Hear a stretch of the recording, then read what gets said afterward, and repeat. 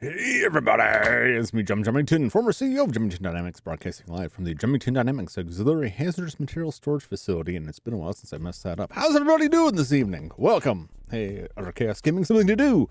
Good to see you. We got a real live one tonight.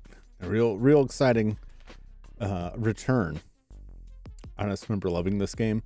I think I'm gonna get into it. Honestly, I think I'm going to enjoy this game. I think I'm going to enjoy this game a lot more than I did when I was young and dumb, and not willing to read to get anything settled.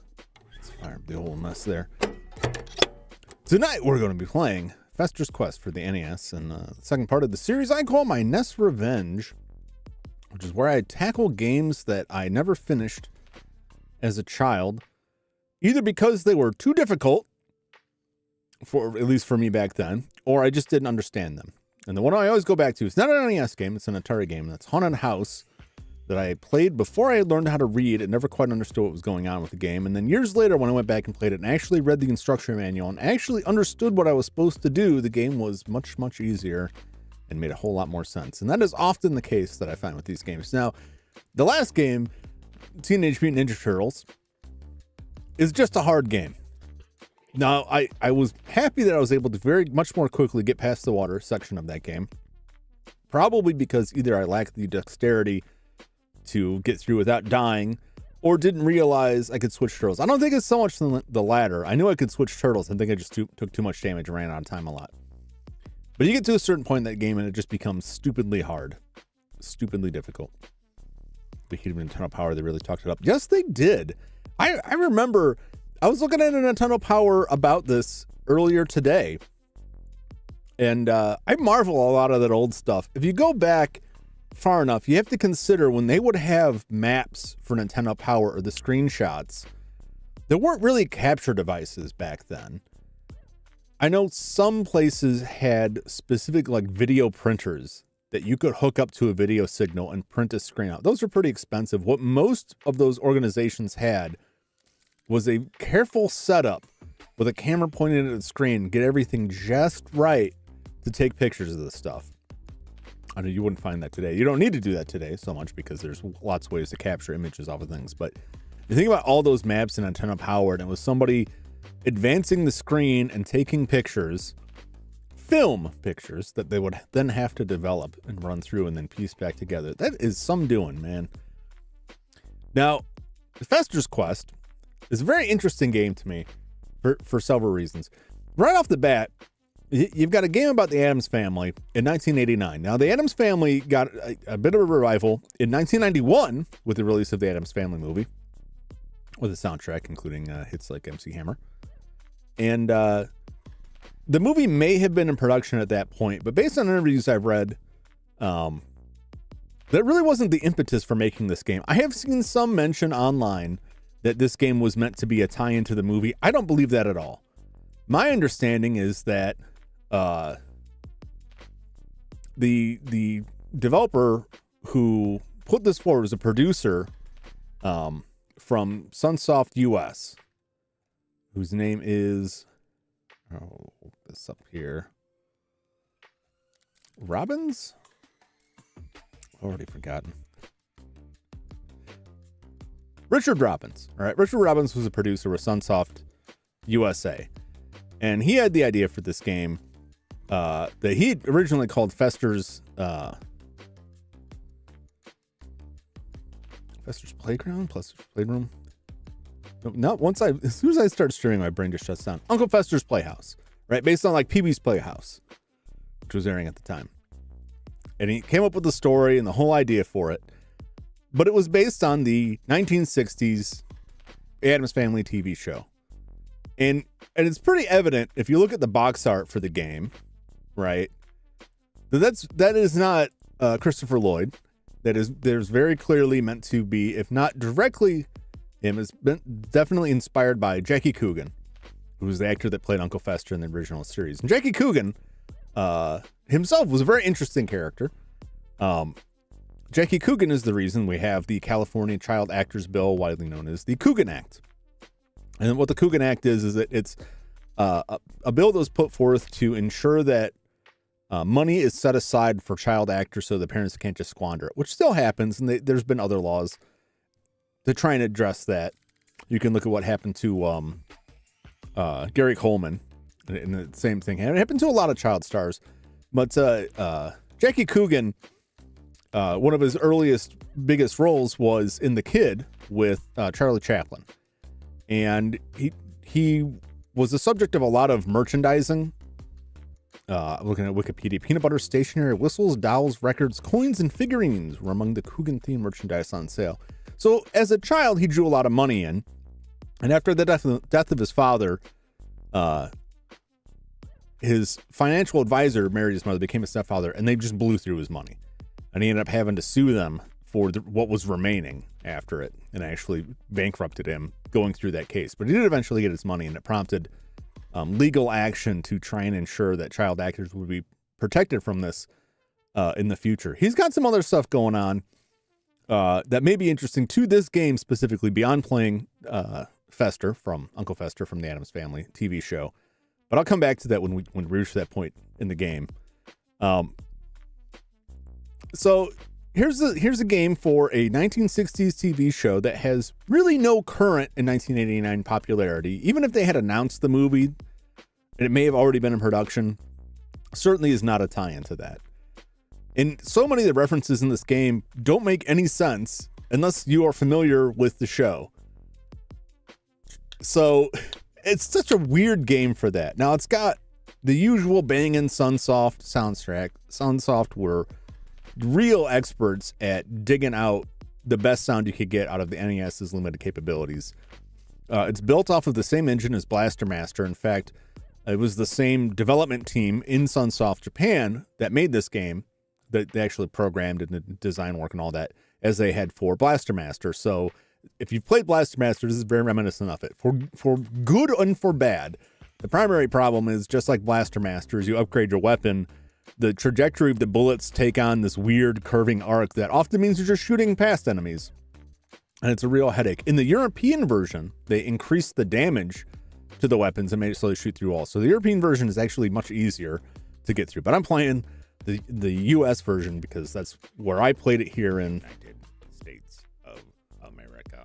Now, I tried to explain to myself and understand, like, why didn't I understand this game when I was young?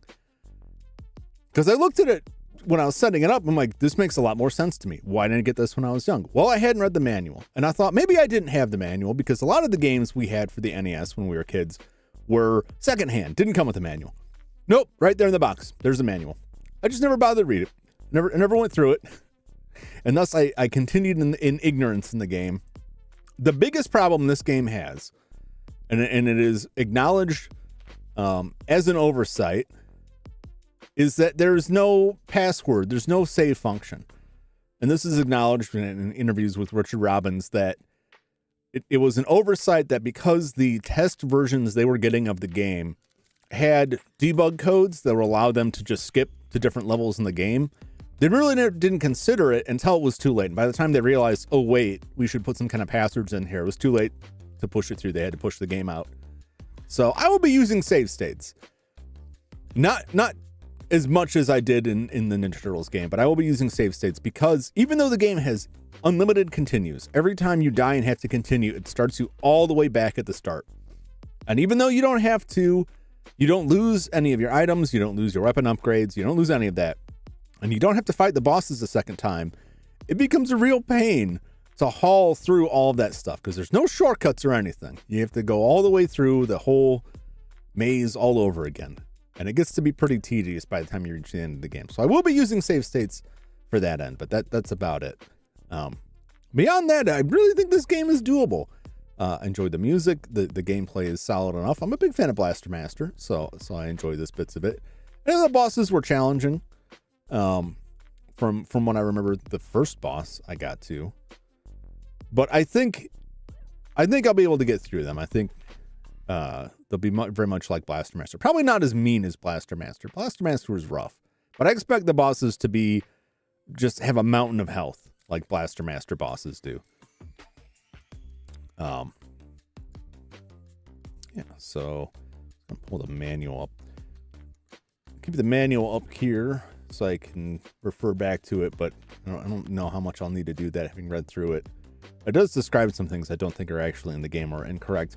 The other note that this has is in the manual game hints, the use of turbo-type joystick with rapid fire feature will be quite helpful. Now, I never had that as a kid. The only controllers I knew of back then that had turbo were the Advantage, which is like the arcade stick, which we didn't have, and then S Max, which had that weird hockey puck directional pad that I never quite understood. But I haven't touched one of those in like 20 years, so maybe I would get that now, but didn't have either of those. You can just jam on that button, but it's not quite the same thing. Now I have acquired some controllers with turbo buttons. Did require some refurbishment to work. There's some faults in the design that cause them to fall apart. In fact, I was testing one earlier today and realized that there's a short in the controller cable, and that's going to cause me some issues. But what I got is the Sansui Joy-Card SSS, photographed here. A little bit worn, but after a little TLC, I was able to get it functioning again.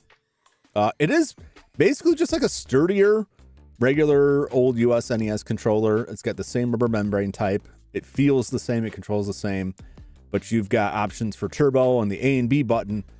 But you also have, there's your turbo controllers. Well, I gotta move that up. There we go. Turbo controllers, three different levels: basic, mid turbo, and high turbo. Although I've never seen the highest turbo work. I don't know if that's a game thing or if the controller's still messed up. But there's a volume controller here because it actually has the ability to tie into the audio output of your NES, and then it has a headphone jack on the bottom. And it does. You can do some weird panning on it, which is unusual because the NES is basically just mono anyway. Weird find. Bought a couple of these off of eBay for cheap. Between the two of them, I'll get one completely full functioning one, so I have turbo now. We can get into it. Go ahead and put that away. So I'm excited about this. I love a Sunsoft game. They make some good stuff. They make some challenging stuff. The music's going to be fabulous. I think graphics going to be solid. So let's hop into it.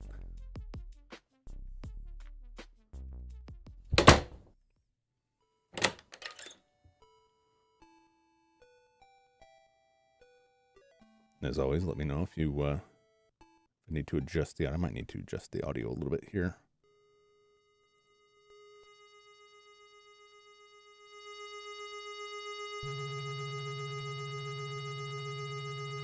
Let me know if it's too loud or too quiet. I think I hit cranked down because the Famicom Detective Club is pretty loud. This has to be the worst title screen I've ever seen. I gotta be honest. They got a real nice logo on the box. This title screen is pretty rough. But listen to that jam, man. Listen to that music. Heavy use of samples in that.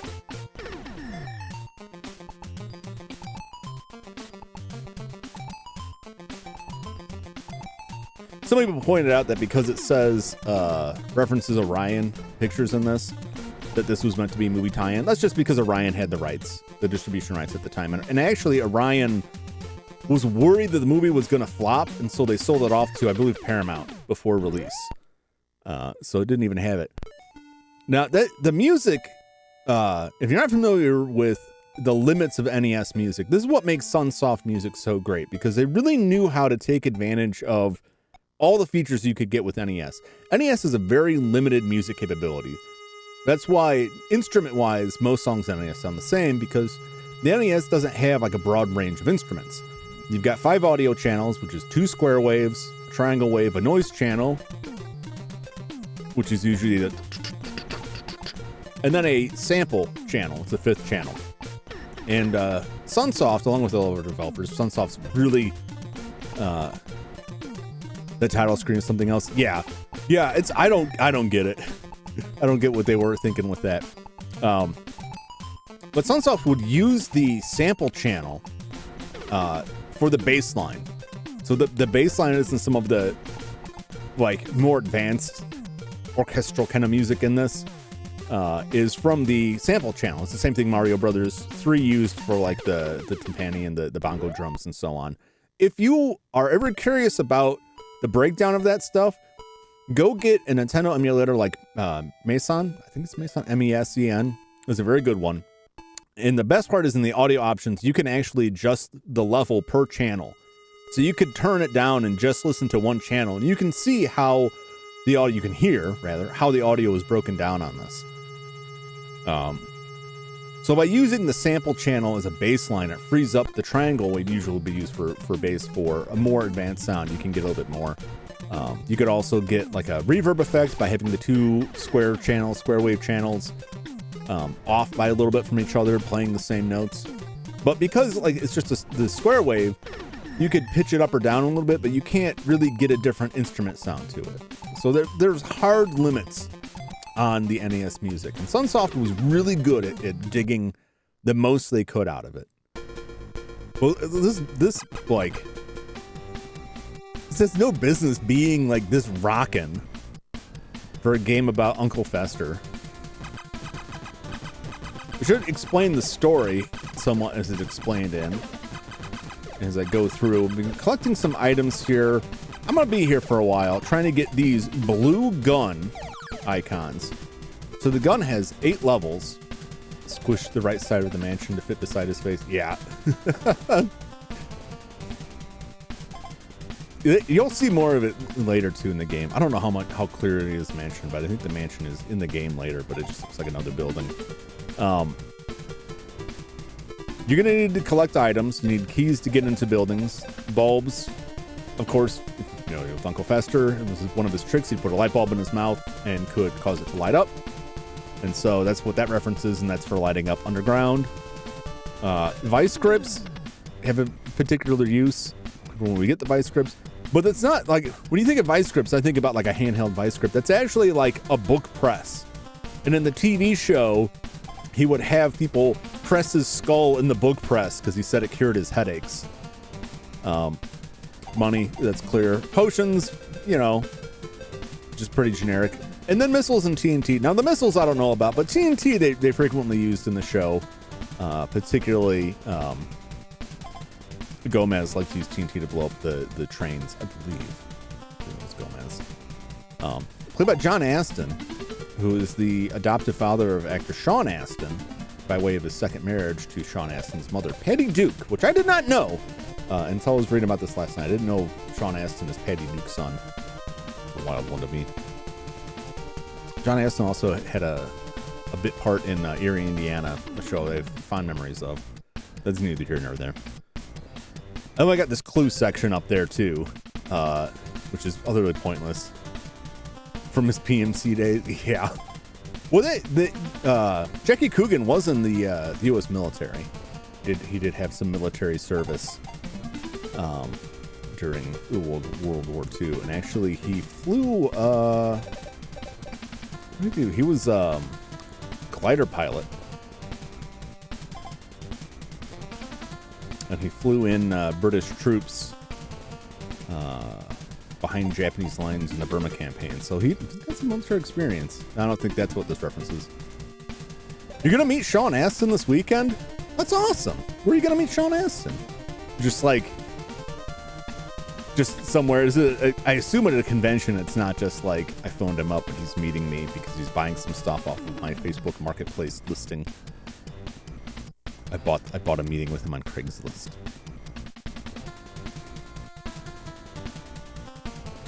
So, I lost track of what I was doing. Pull up the manual. According to the manual, the story is as such. The Addams family are not very strange. In fact, they're quite smart. You see, it was Mama who always warned of the alien UFO coming to invade their city. All the other Addams thought she was crazy, but Mama, using her crystal ball, put a protective spell on the Addams family house. Cleveland Fan Expo, there's a Hobbit reunion. Oh, man. I would say I wish I known about that. I would have gone. I wouldn't have gone. I don't go out. But that sounds really cool. I'd say, I feel like I should say something like, where's Tom? I said hi. It's not like I know him or that would mean anything to him. It just feels like the cue to say that sort of thing. But I hope you enjoyed. I hope you have a good time. As Uncle Fester was moonbathing one night, the fabled UFO appeared and beamed all the people in town up. When the aliens scanned the Addams house for life forms, they found none, thanks to Mama's spell. It is Gomez who must protect the Addams house. So Fester took his trusty gun, his gun, and set out on his quest to rescue all the townspeople from the alien UFO. I've heard it referred to as a wave gun in some other views.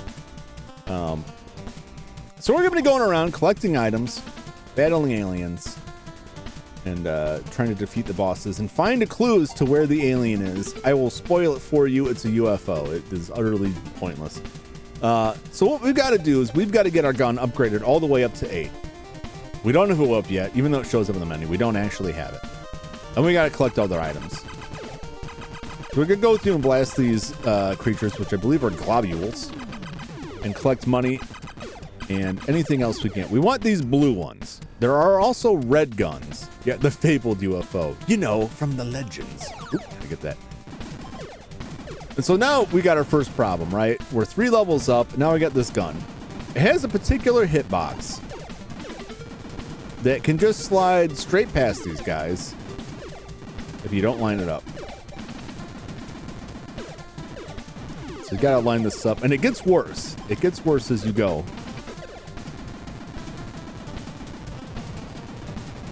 Don't want to lose health. Dying is not the end of the world. It has infinite continues, and if we die right now, it's not a big deal, but I would rather not.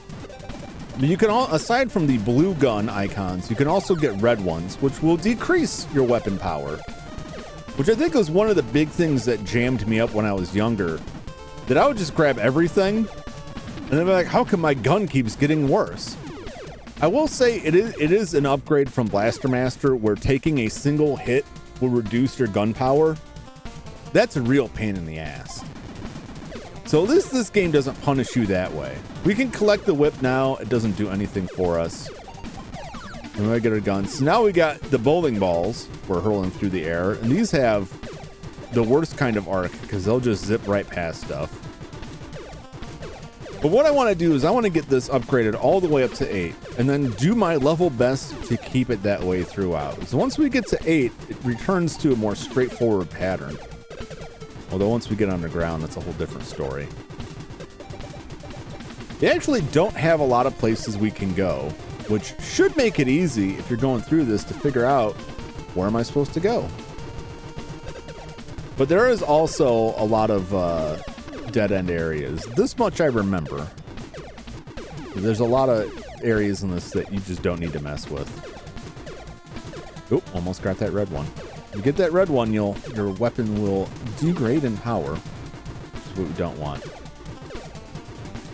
Don't need that whip right now. Grab it anyway. So we're just going to be grinding here for a while. Now, this is one thing I would not have thought to do as a kid, which is, what if I just farmed upgrades? I would have just blasted through and been completely confused why I wasn't getting better or why it even mattered. I will say, although the damage does go up, it doesn't go up that much.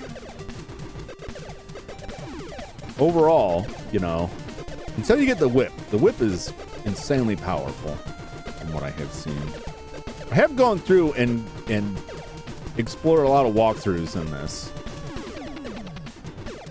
So I have knowledge beyond my own experience. These things take a lot of hits. And if you're not careful, they'll jump right into the dead zone and not even get hit. I don't need to kill them, but I'm already here. Now, this is a potential problem that you can find yourself in here with these enemies too. If you're in the wrong spot, they'll just keep respawning over and over again. So it pays to move. Also, the gun travels further if you're not moving. Once you start moving, it stops going as much. It's pretty funny. We only need 2 more. We're gonna keep grinding until we can get those.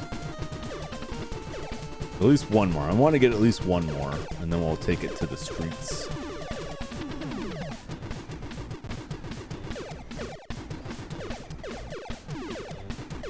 This music is like really solid. There we go. We're 1 away from just getting a straight normal shot. We're racking up. We got a decent amount of keys and bulbs. If you die a ton in this game, you'll end up with quite a large variety of those items. Just by virtue of battling through stuff. But you don't need like a whole hell of a lot of them. That doesn't go anywhere.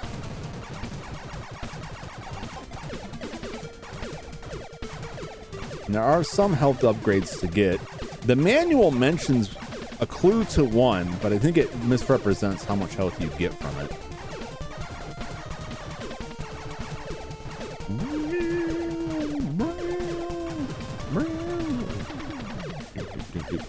And usually what happens is I will forget to pay attention, and I'll end up picking up those red guns.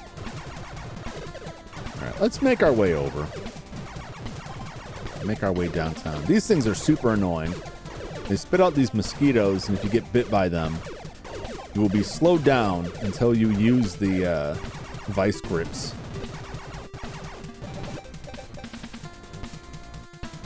At the hot dog stand, you can exchange money, I believe $10. Let's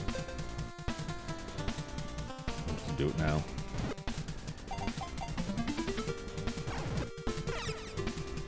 $5, even better. You can exchange $5 to replenish your health by buying hot dogs, which is something that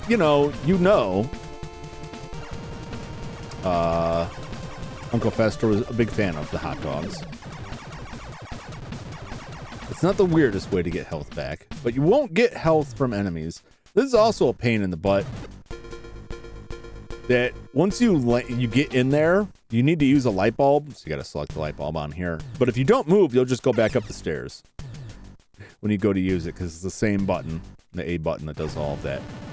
So here you can see like the big issue with the wider spread gun is that it's impacting the walls. And so you're really limited in how far you can shoot here. I want that gun. Now this one I know doesn't really go anywhere. But I'm just down here killing stuff to try and get that last bit. The sewer levels, I believe, is all one map, just like the upper level is. So you'll see exits to spaces you cannot yet get to, because it's all one gigantic map. Yeah, it just drops it right back here. We need to go up. Get in these houses and collect some items. I would really like to get the last bit of the gun. Just because it takes the last gun upgrade, once you get to level 8, it does a decent amount of damage and you don't get this weird waviness to it anymore.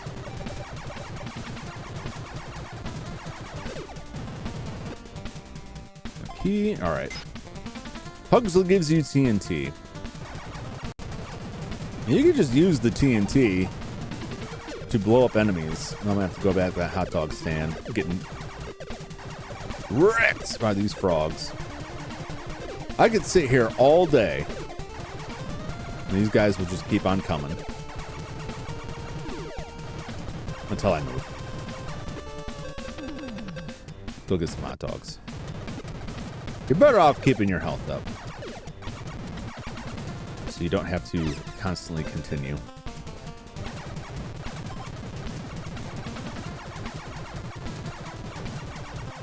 But that is like the big irritation with the game. Aside from like the low damage, the wonkiness with the gun, the utterly relentless enemies. And then I died. So we can continue, and we just got to go all the way back here. It's not the end of the world right now, but like once you get further in, man, is it a pain.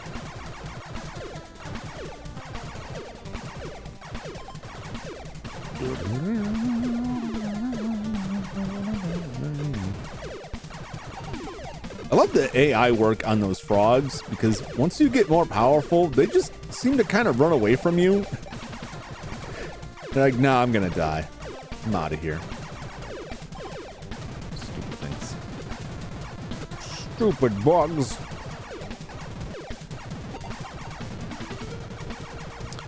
Yeah, but that widespread, you run into the same issue in Blaster Master, that the spread of the weapon ends up being a huge hindrance. Now I gotta wait for that thing to disappear.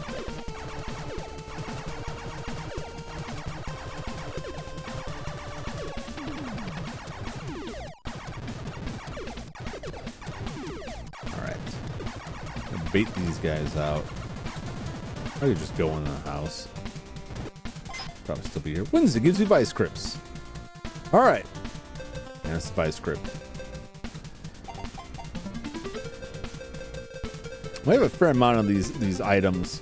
Aside from the bulbs and keys and money, all these other items are items you collect from houses.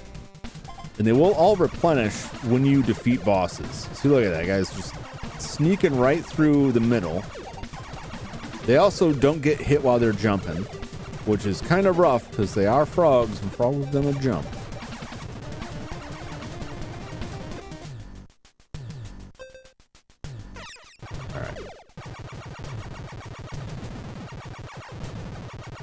Shots just bouncing off the walls here.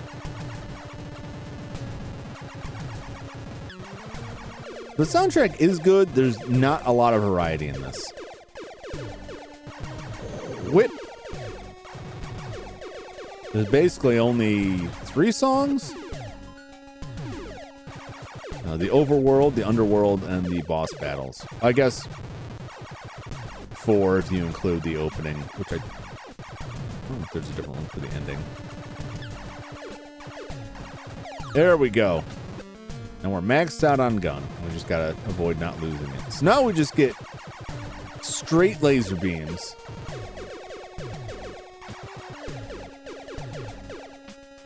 Bad, this guy. Bite me. Alright. So now I'm super slow. And you'd basically just be stuck that way until you use the vice grips. Which, if you're not familiar with the show and like the head crushing and all that, maybe like, what am I, extracting the insect with the vice grips? That's the only thing I can come up with. But, you know, if you, in reference to the show, yeah, he's pulling out this gigantic press in the middle of the sewer and crushing his skull to relieve, I don't know what, his agony of being bit by a bug that's making him slow. These things will continue to multiply as you shoot them. And it can be good for collecting a bunch of items, but if you don't get lined up properly, they'll just never go away. That's a dead end.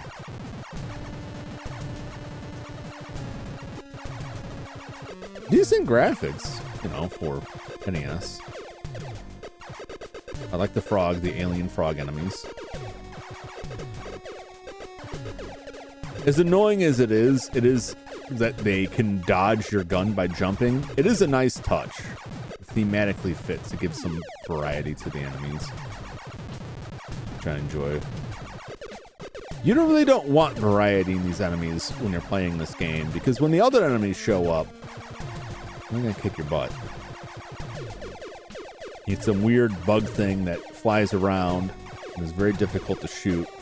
And then a giant spider, which the manual refers to as a giant scorpion. It doesn't really resemble a scorpion, but there is an unused scorpion sprite inside the game. So either it was written by an earlier builder, I don't know what. But it says, if I remember this right,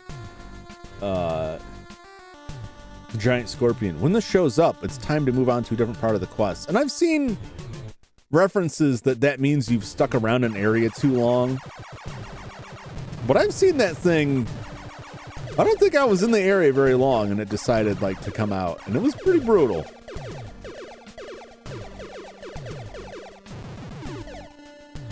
Gonna risk it. Just a whole bunch of red gun. Yeah, you gotta be very careful how you line yourself up.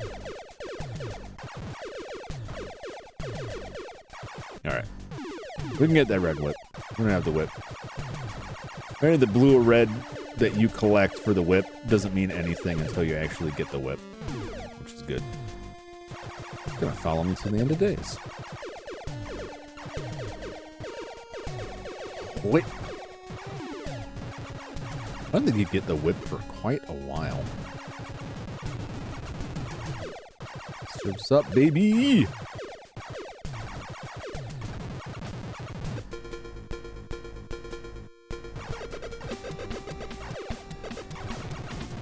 Now watch that guy there. I'll shoot you.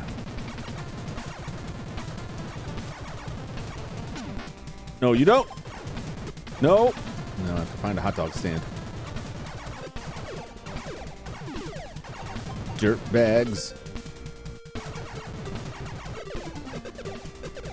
Let's see what we are getting from here. The potions. Potions are very useful. They're healing potions. You have 5, maximum 5. You want to hold on to them as much as you can until the boss battle. If you can find a hot dog stand, find it. But if you're real close to death and don't want to go back all the way, use it. You will get them back after. I don't know if that guy can hit me through there. I think he probably can.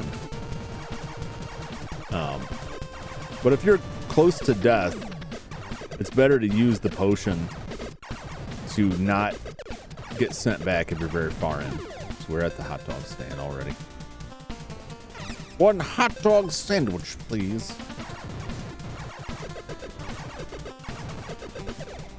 Good thing I'm at the hot dog stand because I have a feeling I'm going to get dogged out here. All right, there we go. Been backed to in a corner by those red ones many times. Just bite. Oh! Got me. Been bamboozled. It just takes so many shots. You can't just run away from them because they keep hopping after you. The only saving grace is when they stop.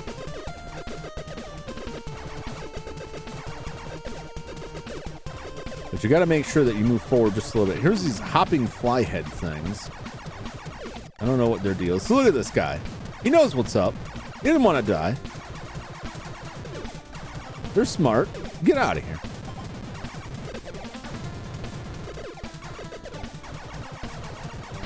You've spoiled my gun.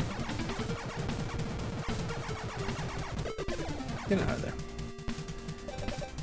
Here's our first secret.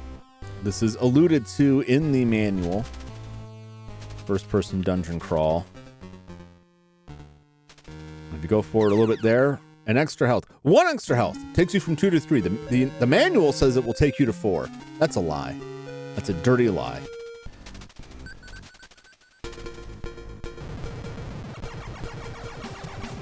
That doesn't fill our health, which is real nice. But it's fine. I can make a run back to the hot dog stand, or I can press forward. I'm going to press forward. I hope I can juice myself back up by the time we get to the boss. Maybe a little bit.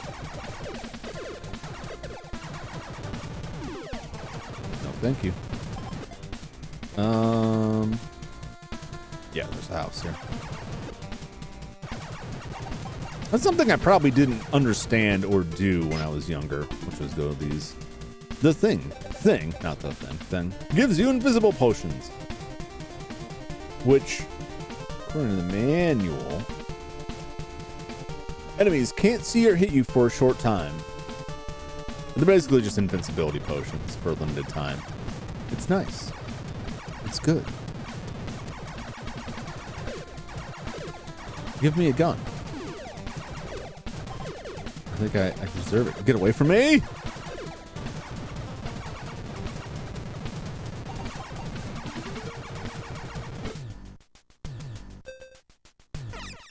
Alright. Someone's gonna give me that blue gun. Oh, I'm gonna spend a lot of time down here. Beat it. Beat it! Don't lick me.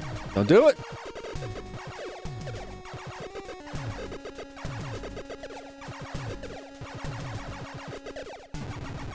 No, no. Don't want it. What?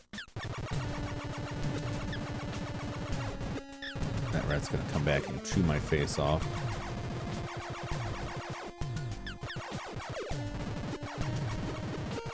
The unfortunate thing of holding this turbo button down is that you are cutting off one of the channels for the music.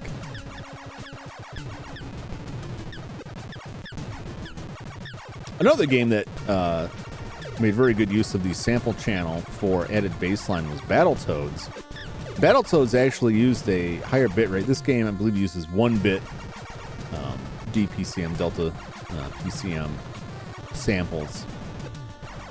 And I think that, oh, these guys, they tunnel underground. They can be a real nightmare. Especially if you get in a scenario where they just won't quit. They just keep coming.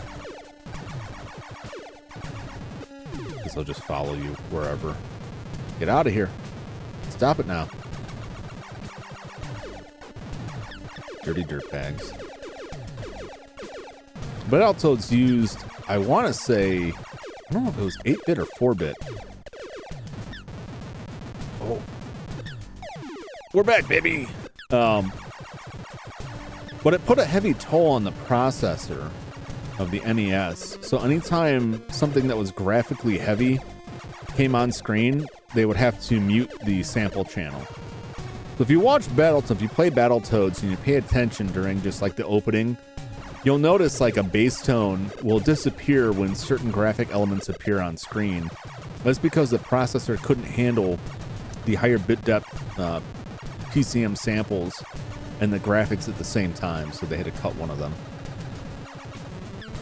Which, really, if you don't know that and you're just listening to it, it just sounds like a tasteful, like, you know, cut the drum for a second here for effect, pause the drum for effect, and then bring it back. But it's actually, there's like a solid technical reason why they do that.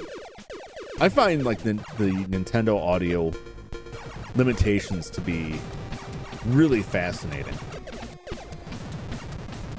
And that's why I have a great appreciation for music in Nintendo games. You son of a... I don't have an appreciation for that frog. Let's see. Save state. I have to use a potion. Hate to do it. But I have a great appreciation for the music in these games, for when you get really good music, because it took a lot. It took not just great composers, but also people who really understood the hardware and the technical limitations of it. There's no real credits for this game for whatever reason. But because it was the same team as Blaster Master, I believe you can assume it was safely the same people. So, Sunsoft would have been Naoki Kodaka as the composer, solid classically trained composer who worked with the Sunsoft sound team. Nobuyuki Hara, Shinichi Seiya, Naoshi Moroda. I mean, the legendary sound designers for the system behind a lot of the really like well-remembered sounds, at least from the Sunsoft area. And he would bring them, the composer would bring the music to them and see, what they could pull off from it.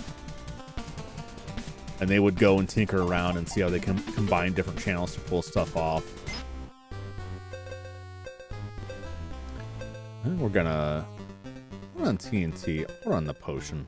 I don't think I need that. Coming up on the first boss here. Gotta find the door out. You want to be careful that you don't walk back out the door you came in on. Because then you'll just waste a key. I got plenty of keys. Not too hung up about that. I think that is where we came in. Nope. Alright. First boss. A pretty big hitbox. Just gotta dodge to the side. It's not too bad. He's just got a lot of health. And he plays that game. Likes to keep you guessing. Come on, freaky alien scum.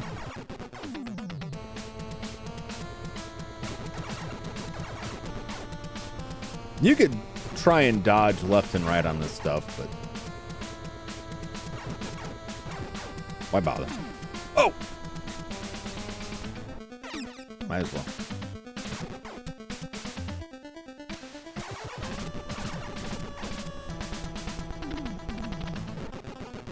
It's fine in the end. You know what?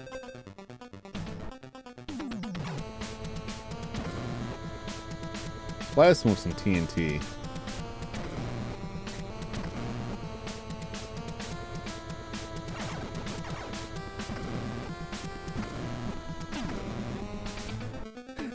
I don't know if that is doing me any better.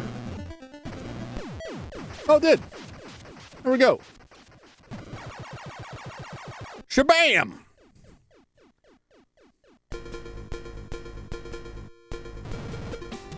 Like to hear some of the original compositions. If you look up, let me look up the name. You find ROM cassette disc in Sunsoft. ROM cassette disc in Sunsoft. You'll find it on. There's a lot of sites out there that have video game soundtracks. You can find it on there, and they are orchestral productions of compositions from some of Sunsoft's NES games. Sunsoft is also, they were running a campaign for a revival, but I don't know if we'll see it in the States. I don't know if we'll see it in the English-speaking part of the world. It is currently listed on Steam as a Sunsoft revival that has 3 or 4 Sunsoft games on it. I don't think they were ever released in the US, and I think that's why I'm ranking it, but they're re-releasing some of these games. They're trying to make a comeback, which I would enjoy. They did some really solid stuff, and I like to see them continue on. I don't know if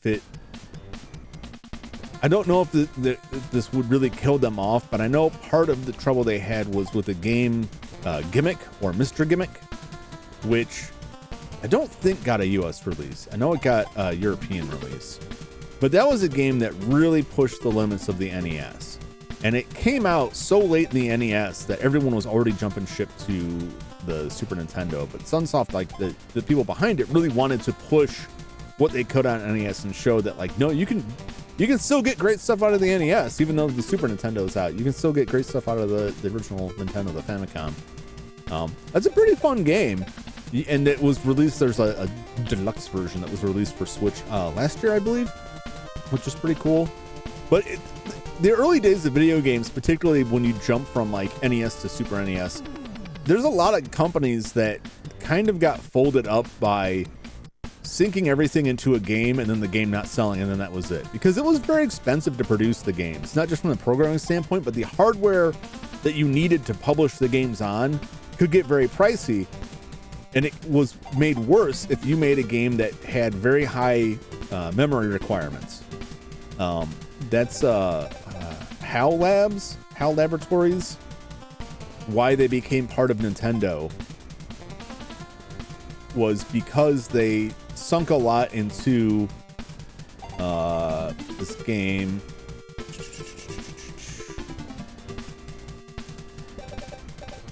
For the NES. I gotta dig back. I have to look this stuff up because it'll drive me crazy if I don't.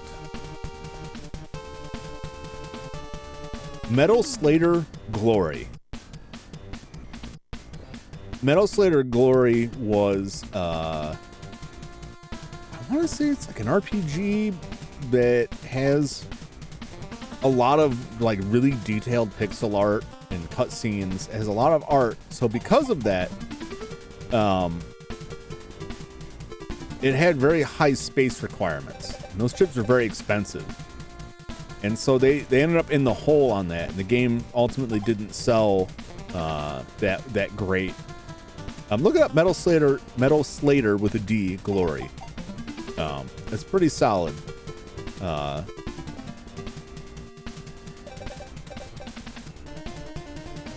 But they had issues with the production because it required like a valuable chip, the MMC5 chip, which was required for parallax scrolling capabilities, according to this.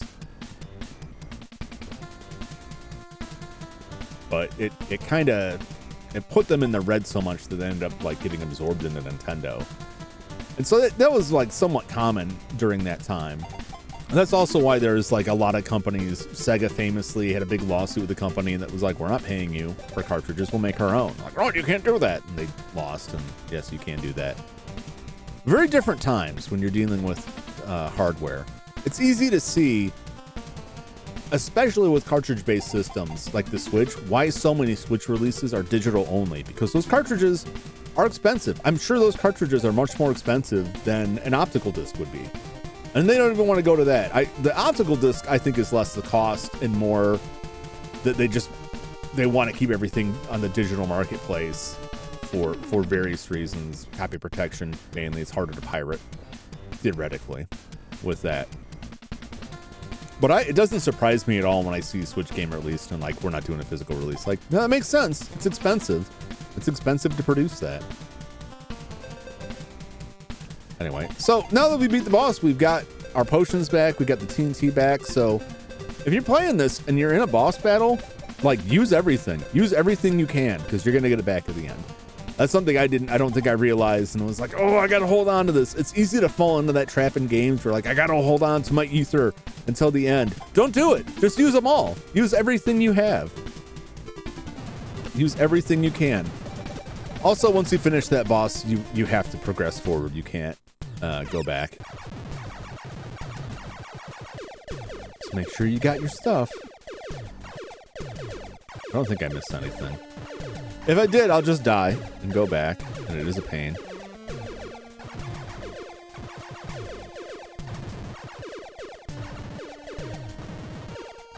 Yeesh. Die already. Alright. That's it. Also don't need to dedicate physical space in the console moving components for the optical drive. Yeah, it's not, well, you become an item hoarder because you've played games like stuff like the Master Ball makes you an item hoarder. Because you're like, I want to save this. And then you find a Pokemon, you're like, this surely must be the special Pokemon. And you use it, and it fails. And you reset. Or you use it and you catch it, and then there's an even specialer Pokemon later on. But we've all played in RPGs where we've wastefully used items only to find out later, hey, I can't buy this. Hey, there's only 5 of these in the game. And then it's like, well, I never want to use them. Because you're never quite sure if you haven't played the game before. You're never quite sure if this is actually the final battle until you get to the final battle. It's like, oh, I wish I'd used that. Yeah, but the physical space for the optical drive stuff, especially when you get to Blu-ray, because the Blu-ray lasers are more expensive even than what CDs were. So it doesn't surprise me. I thought it was interesting that what Sony did with the PS5, where when they came out with their second revision already, that is one system instead of having two different systems, they have one system with an optional optical drive add-on. It's something that I've considered. I own a PS5. You haven't seen it yet. It'll show up here eventually. Even then, it'll probably be PS4 games. Honestly, weirdly enough. I guess I could use it. Well, I'm not going to get into it. But I bought, I've got the optical disc version, the original version. And I have a couple games that I picked up for my nephew to play. The Spider-Man. Not that I didn't want to play him, but he was really into him. So I picked him up on the discs. And what's nice about the disc is if he ever gets his own PlayStation 5, provided it has a disc drive, I can just give him those games. I bought them for him. He just doesn't own a PS5. So I can just give them to him. Here you go. I'm sure there's some way to transfer saves or something. If not, he'll play through them again. He's already played through them like 2 or 3 times. He won't care. He chews through those games like nothing. But if it's all digital, like Miles Morales is just digital. I bought the digital copy. And if I want to get him a PS5, I will have to repurchase those games or put my account on that. I can't transfer the digital purchase. So it lends itself to problems like that. And of course, the used market is always a thing. There's no used market in digital games. Now, as someone who never really wants to trade in or sell games, that doesn't mean as much to me. I won't be able to sell this. Or so I thought until I ran into this issue with my nephew. And then I was like, oh, I get it now. Now I'm on your side, people who want to be able to sell and move these games. Because I know if he ever gets a PS5, then I'll be repurchasing games. Which is probably fine. Because I'll probably play. Then they'll be all mine. And it'll be I can go ahead and delete this kid's saves. And then I can actually play it. All right. I was I'm not sure if that's low enough to avoid the red gun. I don't know what the RNG is in this game, but it sure throws a lot of red guns. I'll say that. So you really got to be careful. They do go away pretty quickly. It's worse when you get the whip, because I found out the whip will pick up items. So if you're whipping these guys, you'll accidentally pick up stuff you didn't intend to. But it's not too bad just getting through areas right now. The later stages I think are worse. But right now just getting through these guys, not that big of a deal.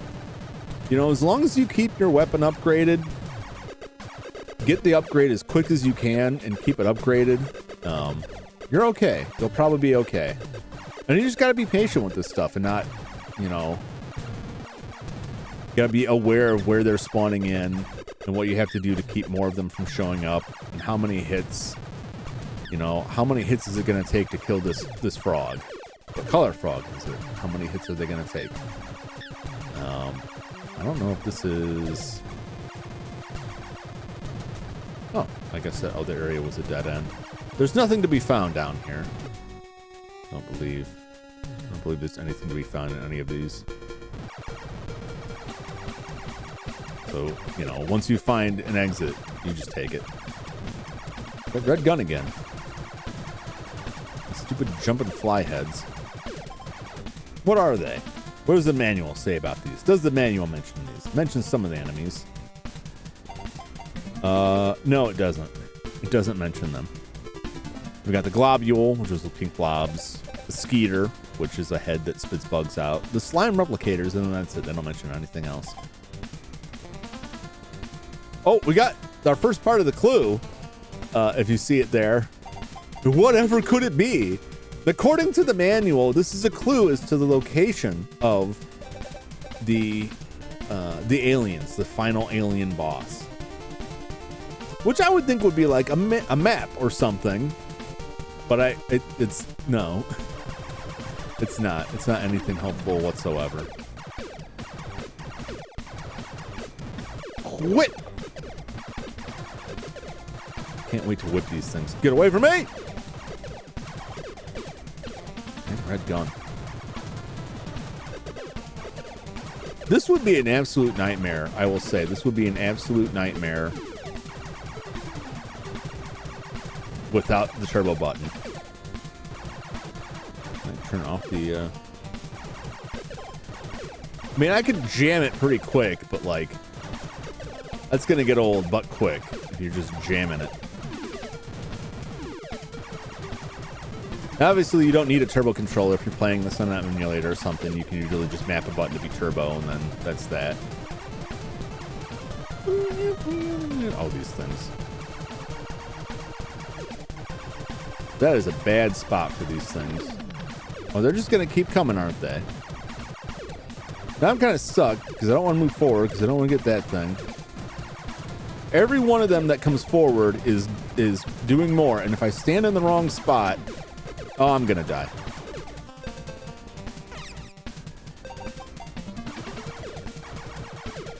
Even fully charged up. Look at this guy. Oh, you're shooting me? I'll leave. Fully charged up, those things take too many hits, and each one of them that came out pushed me further back. I think there's a hot dog stand down here. No? No. Hot dog stand somewhere. I'm thinking of a different area. I don't have the map all memorized. But yeah, you can get jammed up. But it's okay. Because between the potion and the invisibility potions, you have 10 potions. And the invisible potions are as good as the healing potion. It buys you a lot of time. So it's not that big of a deal. But it is aggravating when you get stuck like this. And it's barely moving because you're just too close to the wall and having to find that like little sweet spot. That's the worst of the game. Well, that and the continue. The snails that become slimes. Disgusting.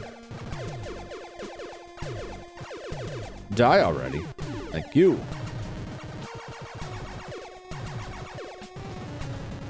I hate those things. Those things that tunnel in from other areas. The games that prime this kid to expect way more underground staircases out in the world than there really are. I mean, just Ninja Turtles alone gives this wild perception of like every sewer grate is this magical world of gigantic tunnels. And then if you've ever actually been down there or seen one, it's like, no, there's actually nothing there. There's nothing there. Most of it you can't walk through. Morticia gives you the whip. Yes! Yes! Now we gotta upgrade the whip. The whip can go through walls. The whip will also pick up items, so you gotta be careful with it. This does more damage than the gun. It's a solid item. Wacha! You just gotta watch it. Doing good on both keys and bulbs.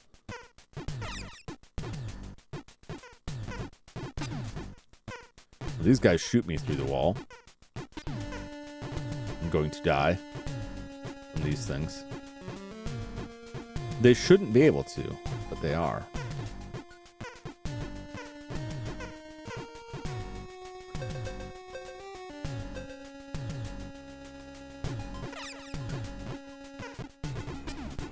Yeah, if I stand close enough to whip them through the wall, they shoot me. That's aggravating. Using up more potions here. You know what? Oh, God.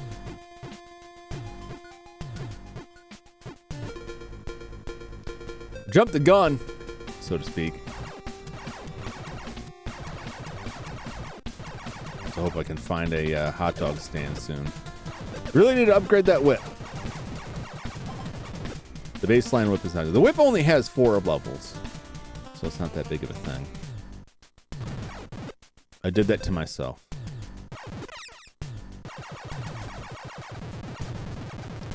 Trying to whip too soon. These dudes are gone now. It's just gonna be empty now. Oh, not gonna get that. I mean, I can also say, like, I felt that last night when I played the Famicom Detective Club, and I went to this area, and it was like, is there going to be an underground tunnel? There was an underground tunnel. Is it going to be a dungeon crawling maze? It was a dungeon crawling maze. Like, why? Well, because other games did that. Surely it's going to be like this. And it was. And you know what? I wasn't disappointed. I wasn't disappointed at all. My takeaway from these games is more that, you know, alien invasion was going to be a big issue. And that we would all need to learn how to use whips. Because there's so many whips. I thought life was going to be filled with a lot more whippable moments, you know. A lot more Bionic Commando style swinging around. And then it didn't happen. I think my biggest issue with games, I'm going to run back and forth here for a while and try and build my whip all the way up. The biggest issue I had with games was thinking, when I'm older, I'm going to make Nintendo games. And then by the time I was at a level where I could potentially understand enough and learn enough to make... Ooh, just barely got that. Make Nintendo games, Nintendo was long dead. And I was like, well, maybe... PlayStation, maybe? Like, no, that's gone now, too. I don't think I would want to work in the current environment of video game development for bigger companies. It seems bad. It might have been bad back then, too, when this stuff was current. It just seems like there was a lot more... I don't know, potential reward for passion and ingenuity. And I don't know if that's the case, but I wonder about this stuff a lot, you know. I will talk a lot about, like, you know, the music, for example. Now our whip is fully charged. Now it's a powerhouse. Ha! I'm gonna one-shot these a-holes. The ingenuity with, you know, with which they made the music and running the graphics and all this stuff. Mortician giving you the whip is definitely one of those for the parents kind of things. Oh, absolutely. I mean, Morticia and Gomez, their interactions, even in the TV show, are rather horny. The whip is not too bad. You could take it a lot of ways. I think a later item you get in the game is much worse. With a certain context. Although I will say it would be odd if someone had the context I'm thinking of and not other contexts. It'll make more sense when we get to it. Come on. There we go. Don't you do it. There we go. I'm probably playing irresponsibly. I don't like to use the whip in the overworld. Once I get it, I'm like, I gotta use this. And then I just get wrecked. Hoping for a hot dog stand.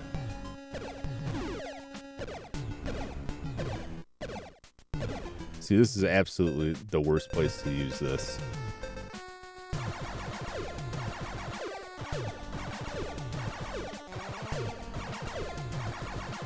Got to get closer here. Try and stop these endless string of dudes. I just need to progress, not grab any of the gun downgrades. There we go. They'll just keep coming. If you don't get close enough to them, they will just keep on coming. And you'll never get out of there. Oh, that's mean. Now I gotta wait here. Don't do it.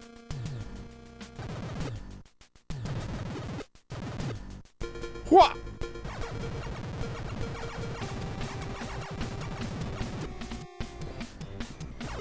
Where'd you come from? Get out of here. All right. Another save state here. I have to do it. I have to do it. I have to hit that potion.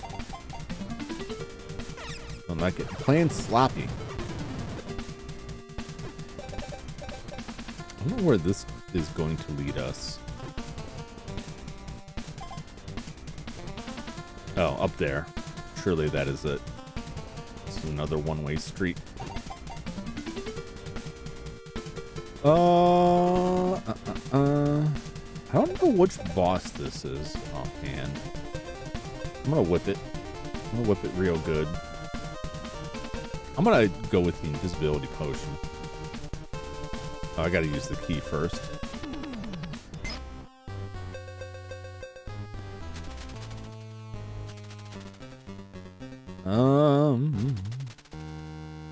That was easy.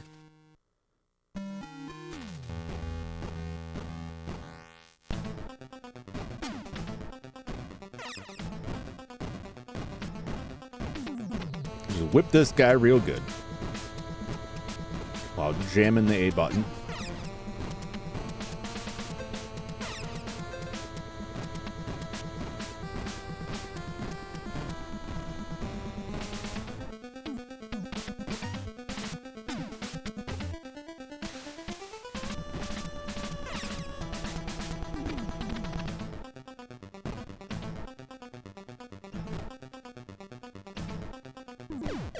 There we go. Whip him. He's got it. You can juggle him back and forth like that. Otherwise, you can just chug a bunch of invisibility potions and tank him through. Beat him down with the whip. It's all good. We got another clue. Can you tell what it is? What the final message will be? Love this music. It's like it's not as intense, but like, if you've ever heard the Pictionary for the NES, which I think that was Tim Follin, who's another like real legendary 8-bit chiptune artist, who I think now is on the record as saying like that stuff is dumb. Nobody should want to make that kind of music. Like, we just did it because we had to. You're better off with what we've got now. Which is kind of like, there's a guy who's like one of the best. Who's one of the best at making this music, is also like, no man, it sucks, don't do it. His Plaque soundtrack, Tim Follin's Plaque soundtrack, is outstanding.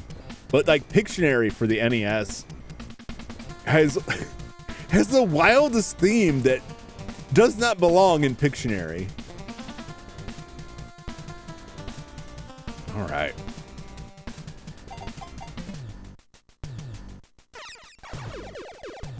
We're doing good. We're doing good. That's not the, I don't think that's the worst of the bosses. That guy, you could just stand there and take it. You could jiggle back and forth if you were so inclined. And that's a lot of these bosses are like, you can do the dance, or you can just bust on them. But there is no like, oh yeah, this will kill him instantly scenario. Oh. Happen to pick the right choice. You want there to be, but even like the cheese route isn't that cheesy. It's still, they take a lot of hits, a lot of hits to take down. Thing gives you missiles.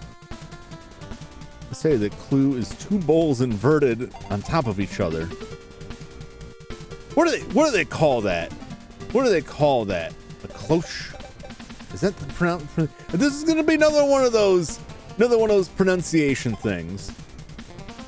I had a thought about it earlier too, of another word. I don't want to get into that right now. Like the cloche, like the dome that goes over it. Okay, a serving tray, or two woks, and then there's just like some wontons within, and you're just like, ha! And the alien pops out. Hot grease. Aye!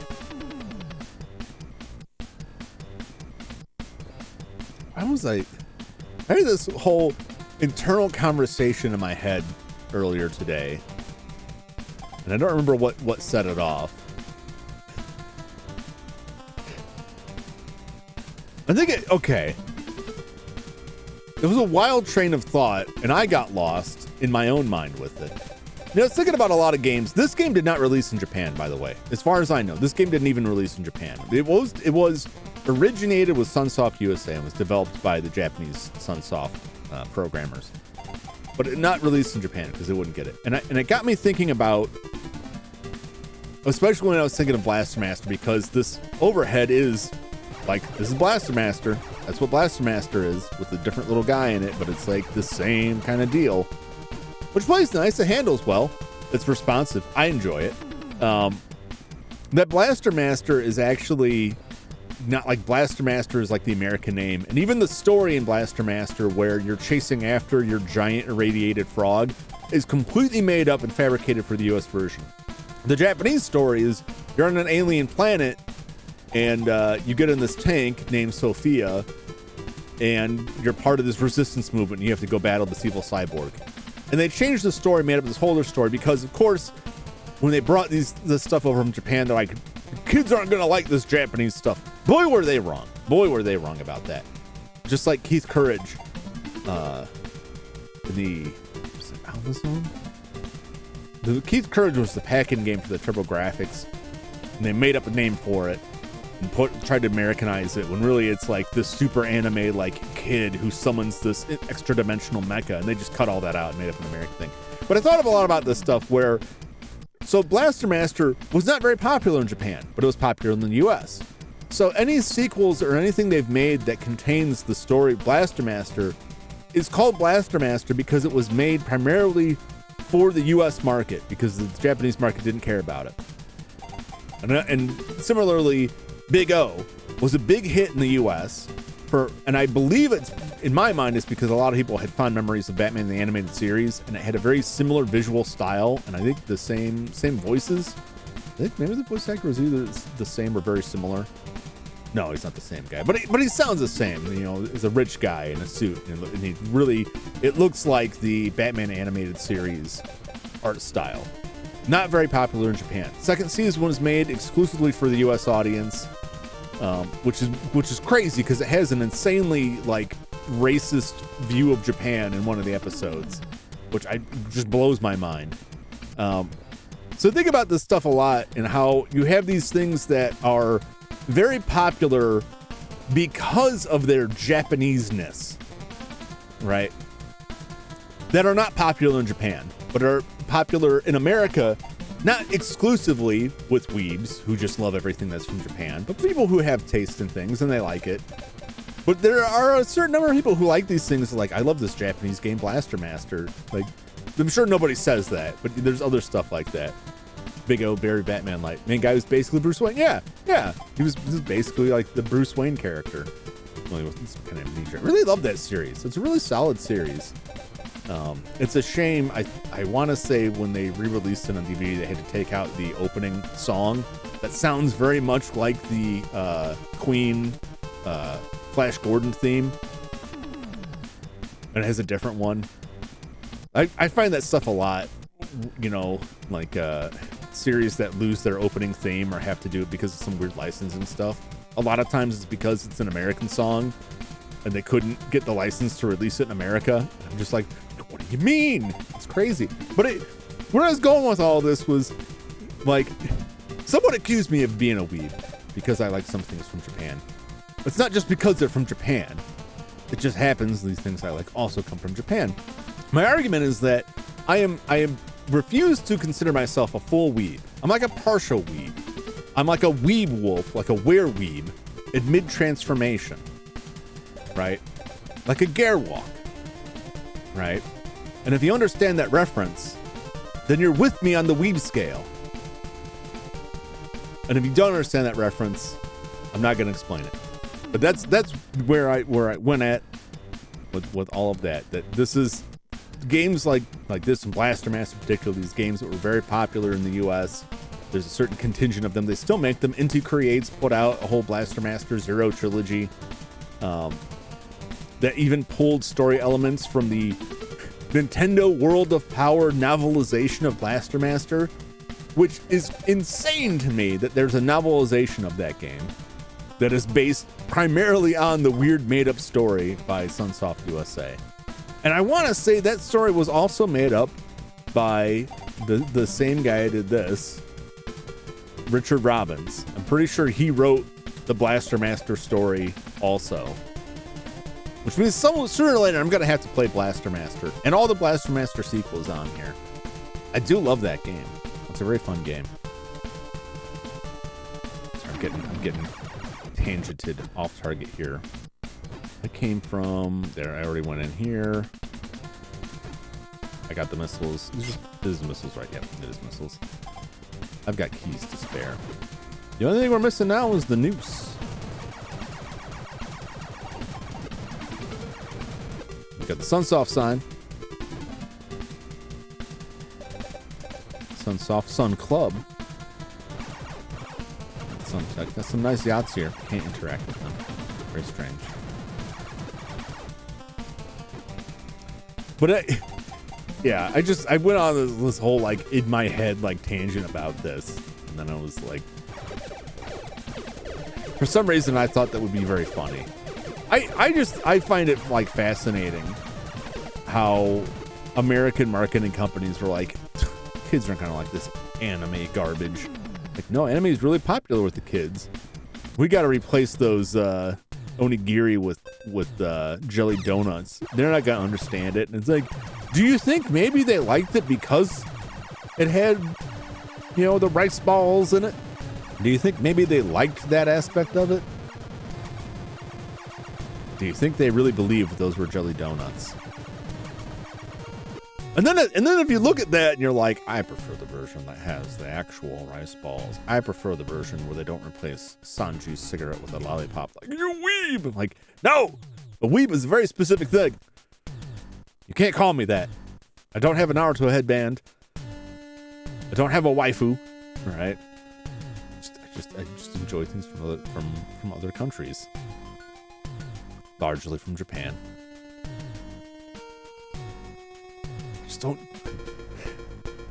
I don't want to accept that I'm a weeb, all right? I can't be. I'm too normie for that. I'm not cool enough to be a weeb. That's my story. I'm just the half. All right, we're none of the boss already.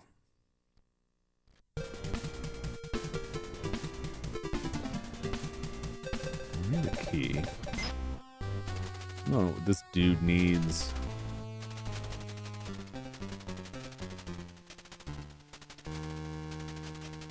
Where are you?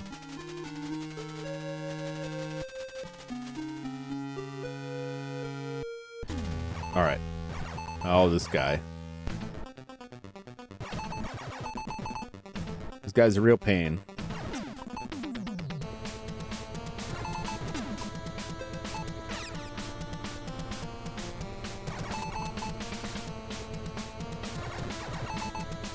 You gotta walk him up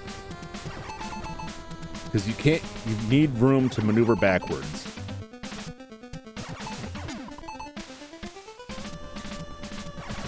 You also gotta come over to the side here. You know what? Let's switch it up.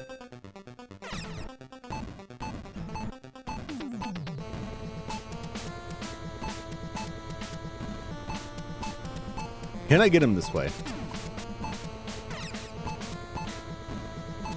Will I damage him at all? I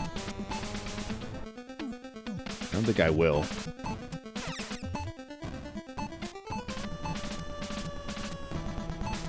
Yeah, it's not hitting him at all. All right. Oop. That's not what I wanted.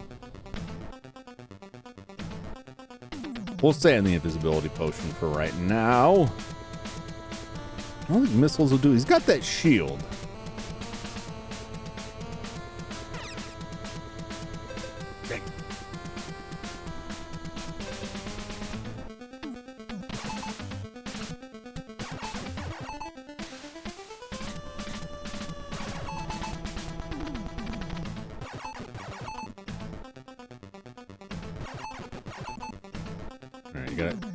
You gotta line up right. You want to be able to get those shots off. You want the right distance away so you don't get hit with this stuff. But if you go too far, you'll miss your shot. It just takes a while. More annoying than difficult, which is like a lot of the Blaster Master bosses. They're more endurance than challenge. Like the challenge is like, make sure your thumb doesn't go to sleep while you're grinding this.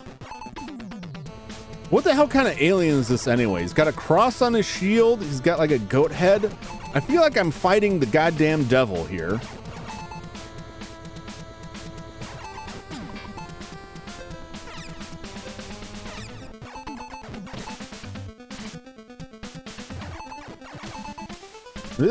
I mean, it's entirely possible that the devil is an alien. I believe that was the plot of an Arthur C. Clarke novel, where aliens came down and they were demonic in appearance, and it was like, actually, all of that stuff was talking about aliens, and demons were aliens.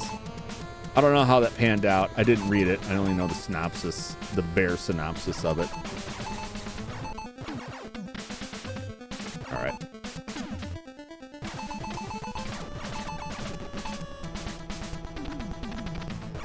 Please die. Please die soon. You can bust the missiles out. They're not going to do much good because they'll just bounce off his shield as much as anything else.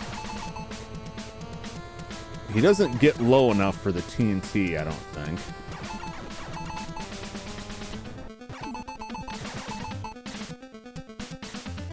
Get low! Quartermain? Oh yeah, Quartermain in the pit? Yeah, it's a real good one, man.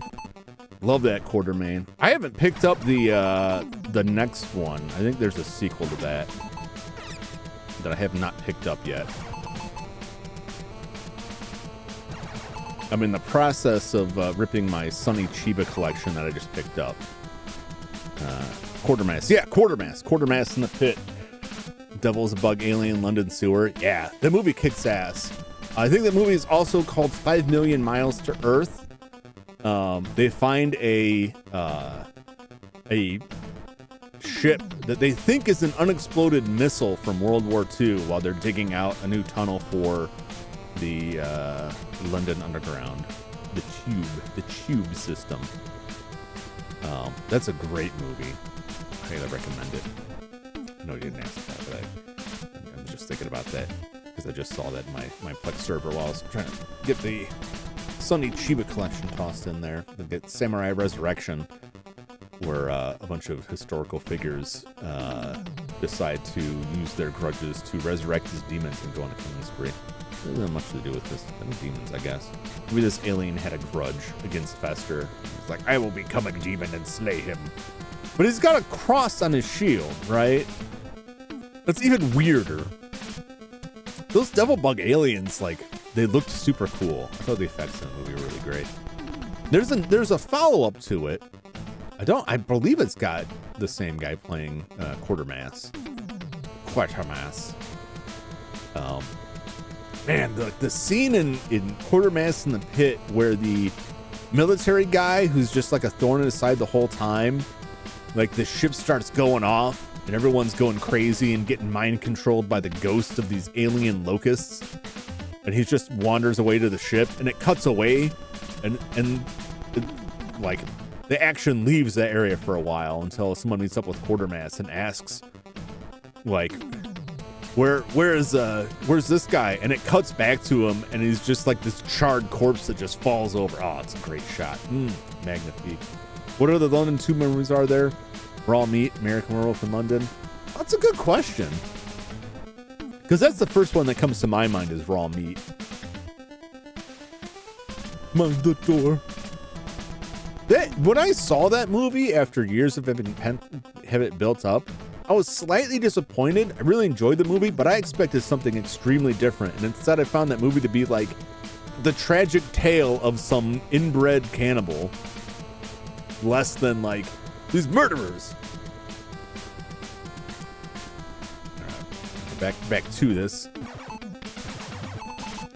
I can't split my attention and think about these movies and then try and shoot this guy at the same time. I gotta focus on lining up here. I'm getting too sloppy.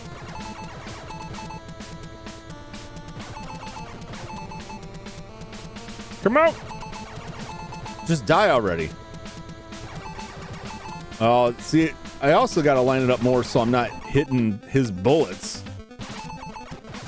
There we go. Uh-oh. Because it looks like I'm just bouncing off of his bullets here. Half the time I'm not actually damaging him. Die! Die, demon!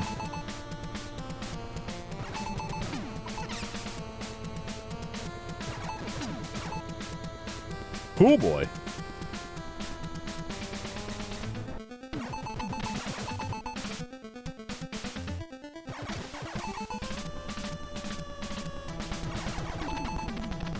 Oh, man.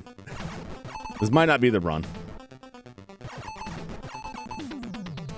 I got 2 bars. I can take 2 more hits. I just got to keep it together. What gets me is the times that he doesn't get hit. That's what's bothering me mostly. Try and angle him more towards the middle of the screen here.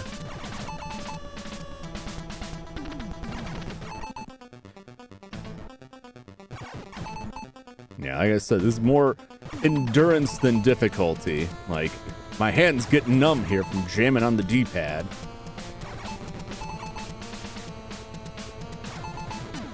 Oh, no.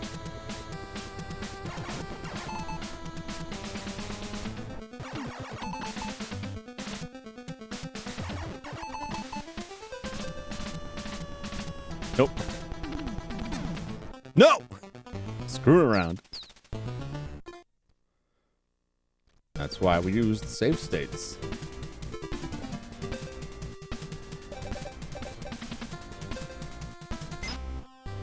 All right.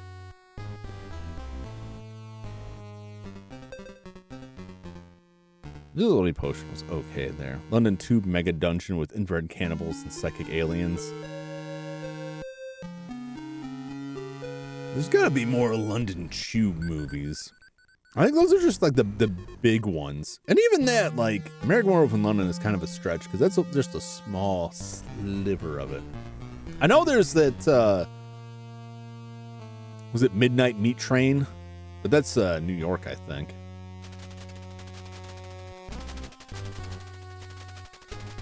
That one was all right.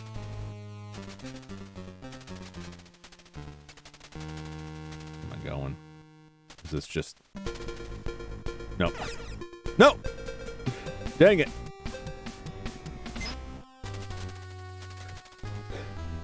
Alright.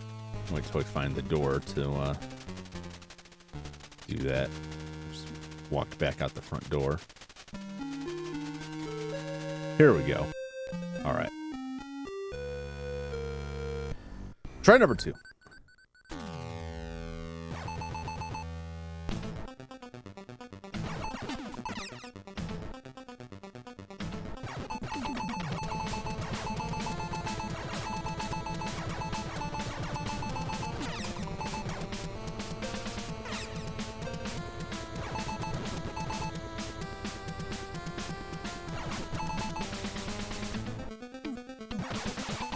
Come on.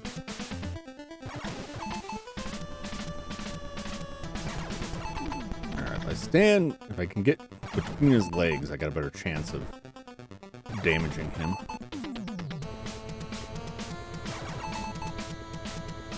Do this upright. Come on.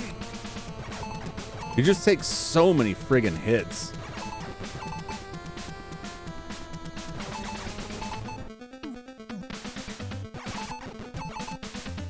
I'll have to look up afterwards if this guy has a name, because I think most of them have a name, at least as prescribed by the ones that they describe in the manual, which is not all of them.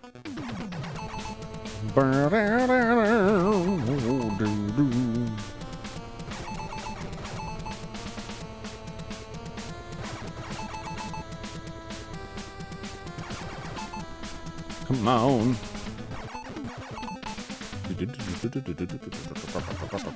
Ah!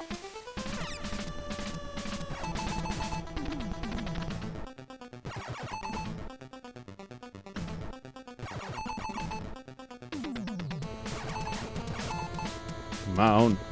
Shoot your feet off.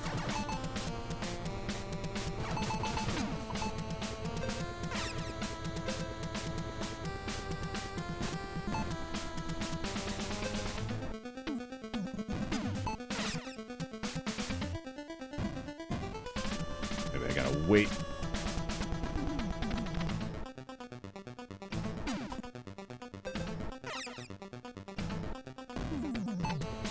Yeah. I feel like there's got to be a way to get him with the whip, but it's just not. Just not getting it.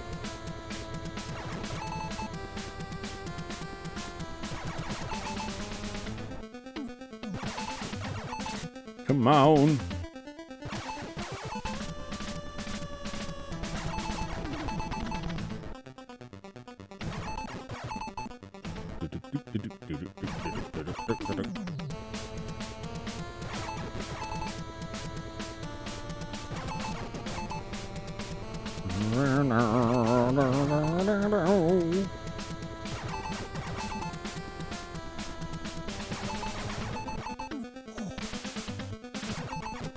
That one almost got my face.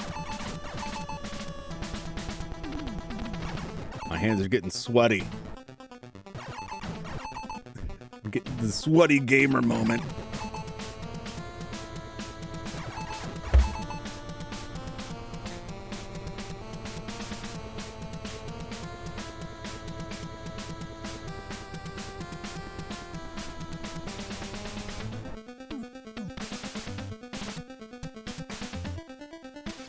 Something just thumped. Oh, jeez. Give me a second here. I think I'm being haunted.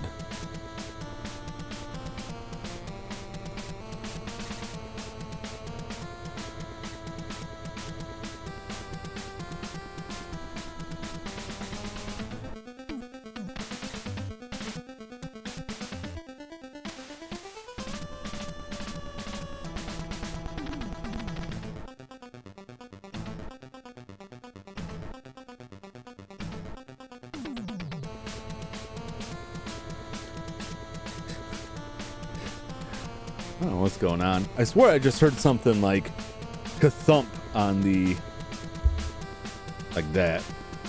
It may have been something else. I bumped something or something happened. This is the same area where I had this like tube that kept getting knocked over. I've since moved it.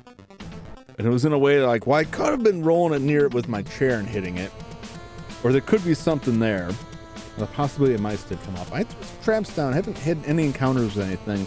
And sometimes it's just a matter of like, all right, I had some cables, you know, kind of stacked haphazardly, or like a controller kind of unrolled itself. I don't know what that was. Oh well. Let's carry on here.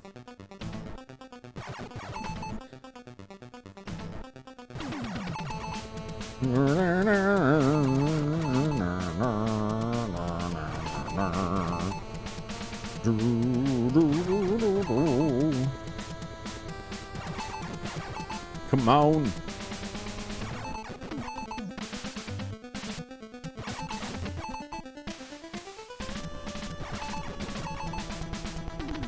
Takes so much.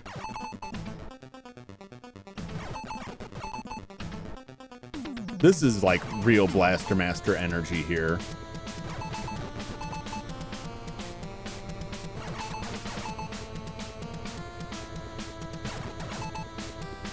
Just enemies that just take like tons and tons of shots.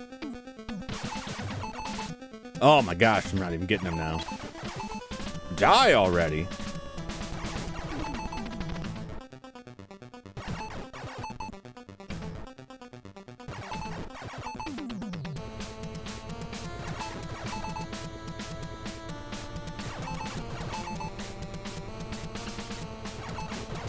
I wonder if there's a way to get him with the whip. It seems like maybe I'm not timing it properly with the shield. But I don't know. It's not easy to like, I guess with save states it's better, but it's not easy to like practice on these guys if you're not using save states. It's like, well, I died. Time to go all the way back and climb through all those sewers all over again.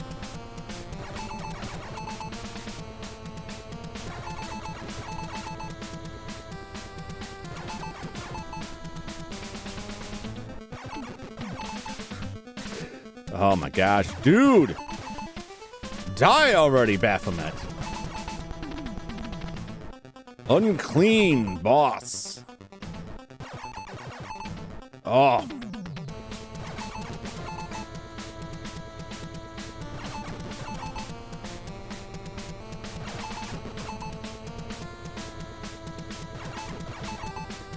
Oh.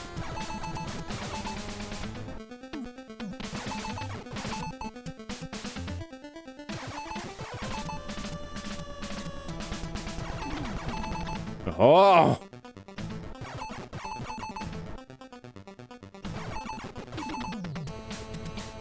I don't think anything else in this game is as aggravating as this.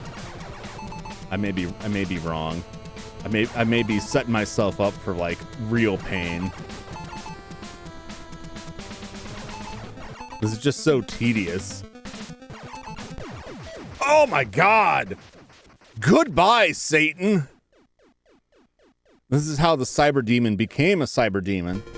Fester annihilated him with a long, strung-out battle, and then he had to get cyberized.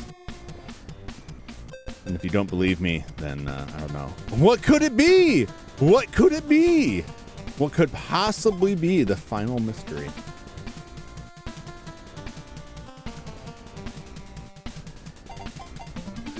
Is it like a radio-controlled clam? Is my guess. All right.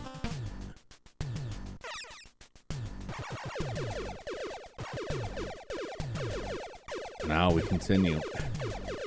After that, I actually gotta stop for a moment, rest my hand. Woo! Ay, ay, ay.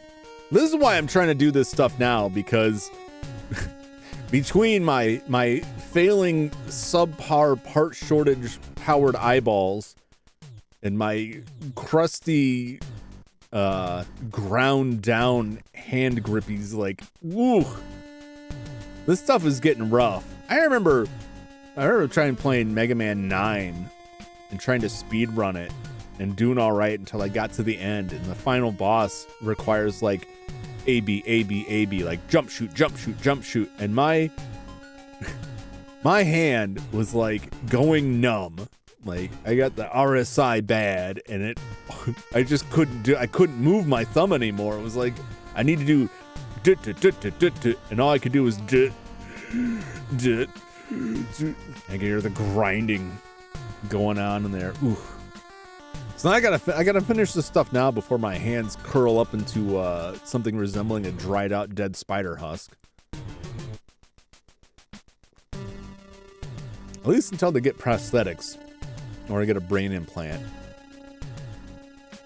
I feel like if I had a brain implant to play games, I want to say like the stress of that would just kill me.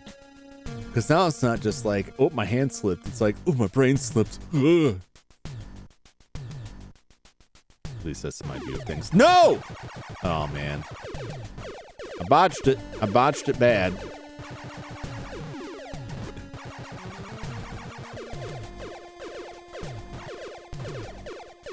Now I've done it. Now I gotta grind for my blue gun again.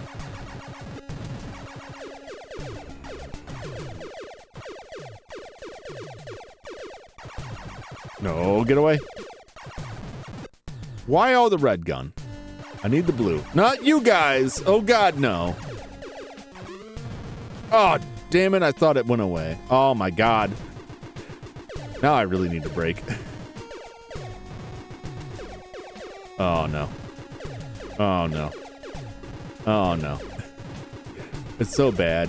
It's so bad. Oh, the curvature.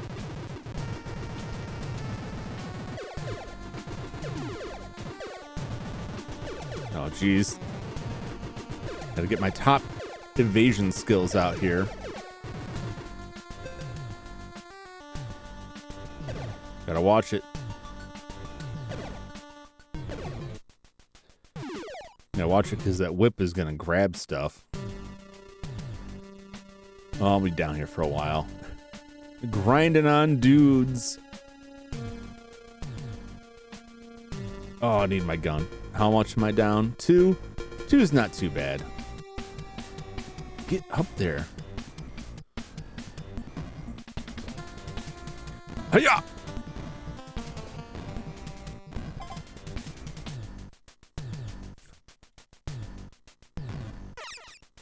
Oh boy. Nope. There we go.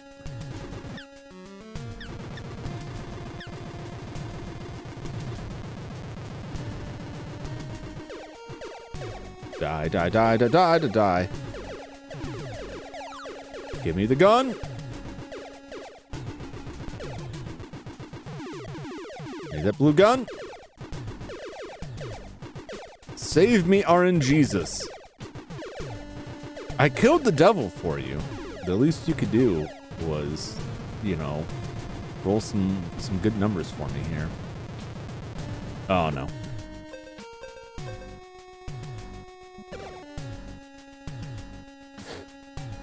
The gun's too wide. It's too wide to fit in the hallway. No, no.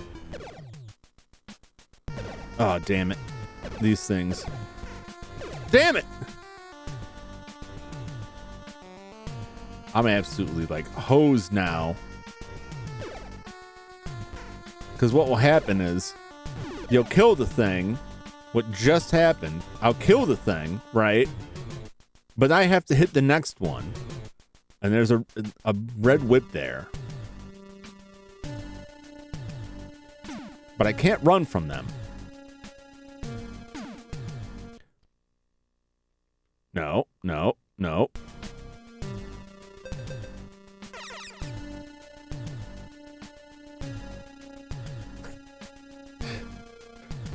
Please, God. Oh, Lord. Oh, get me out of here. Sweet fancy Moses. That was a...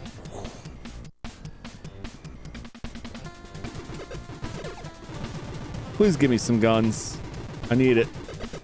I deserve it. I've been good.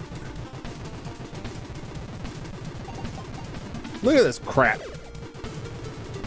This is where it all falls apart. Don't you run from me.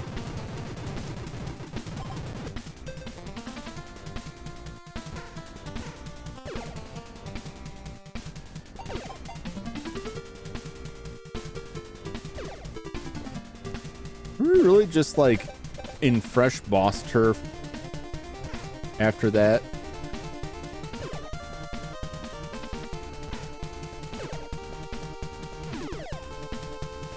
Is there no escape?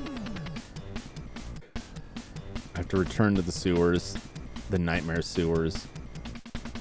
Oh, oh! I'll never recover. I'll never recover from this.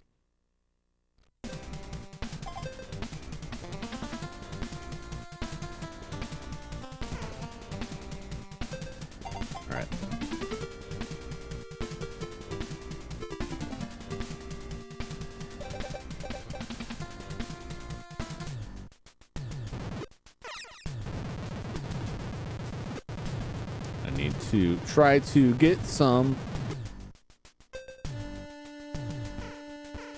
No, no. I'm leaving. I'm not tangling with you. Look at these guys. They know what's up. All right. You just come over this way. Come over to this wall here. They know. They know my range. Like, they're taunting me. You bastards.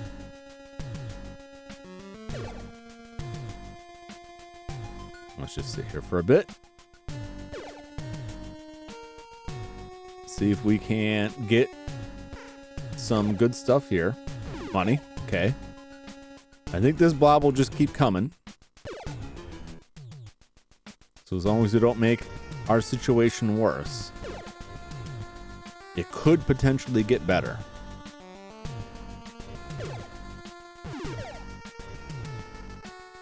No whammy.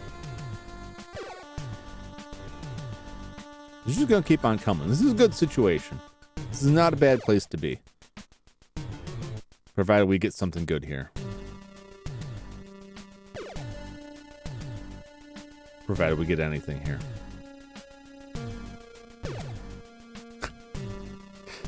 It was going so well. It was going so well. And then it was like one after the other. After the other.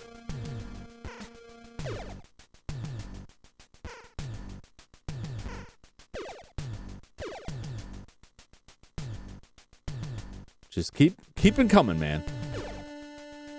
Keep it coming where I am safe. Behind this wall. I cannot be harmed by you. But I would dearly love it if you would drop something useful. It's gonna happen. I'll take that light bulb. I've got plenty.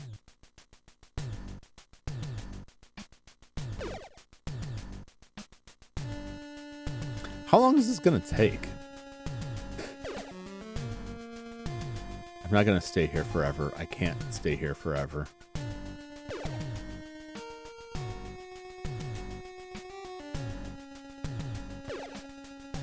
Money. I'm almost at the max. Make me rich. I mean, the Adams family was already wealthy. They're well-to-do. No! Now I gotta wait.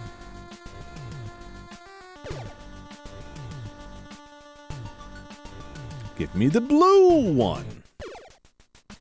Why, oh, why didn't you give me the blue one?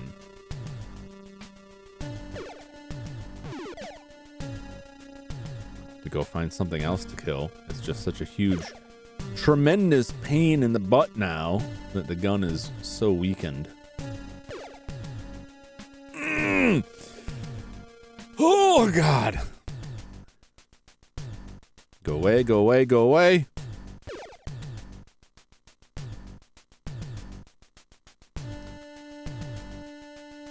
No whammy. Oh, you monstrous bastards. I'm going to have to leave. I'm going to have to go elsewhere. I keep saying, this is like someone sitting at the slots. I gotta leave sooner or later, and then you get like $1, and it's like, well, maybe not. Surely there's better ways.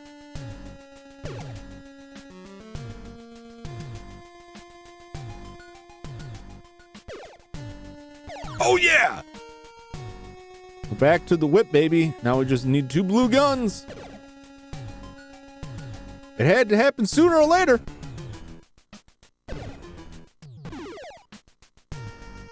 Two blue guns, come on. It'll happen. You think I'm crazy? We got the whip back. We're close to getting the gun back. As close as close as I was 10 minutes ago.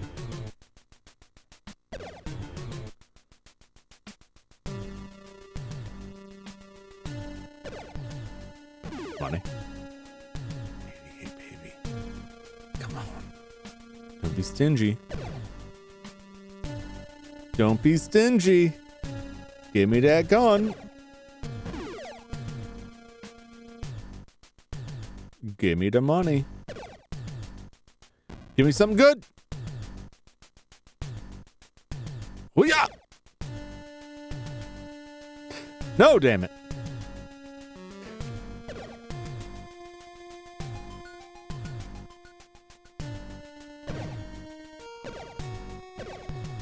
No, that's the situation I got myself into before.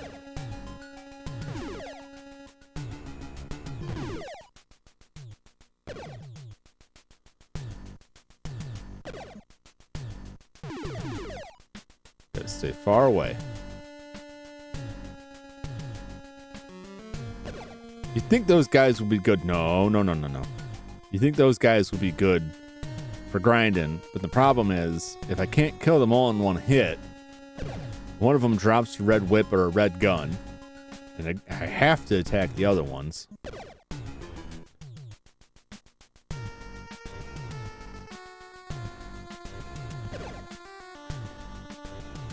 That means I will risk picking up further downgrades and killing my chances even further. All right, one more, and then I'm walking out of this place. All right. Look at that! It's taunting me. It's like, we heard you like guns. Here's a red gun. Don't you jump!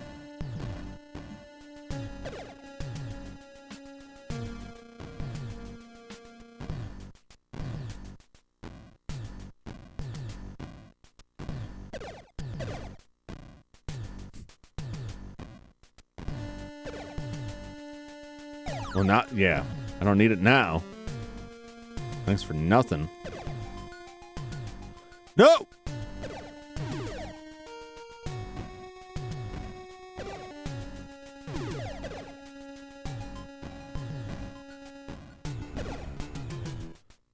What's that, Frog? Where you guys come from?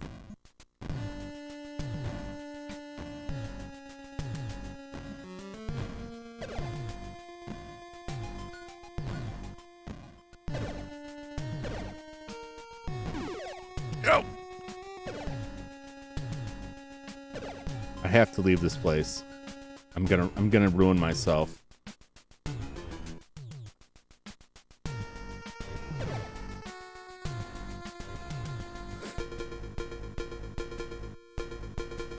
I need that gun. I'm gonna need it to get through what lies ahead.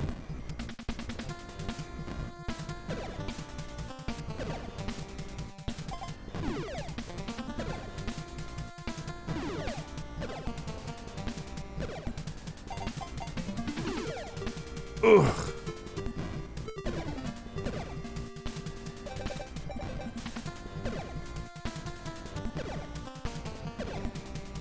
Give me a blue gun. Keep it coming. I like this. I don't like that. Go away. Go away, red gun. Only give me the good gun.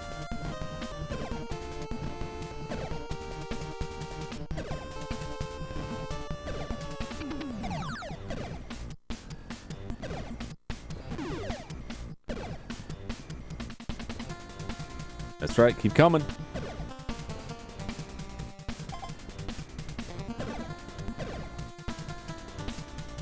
I've seen some blue whips, which tells me there's some blue guns to be had still. This is the rough thing. Once you get the gun fully charged up, it sucks losing it because it seems like it takes forever to get any more gun upgrades past a certain point.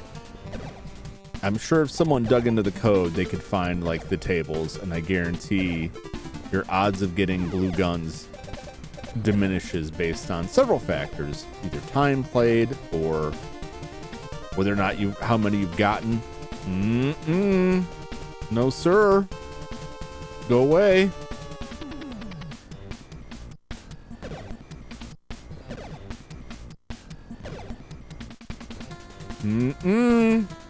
Go away. Go away, red gun. Quit trying to trick me.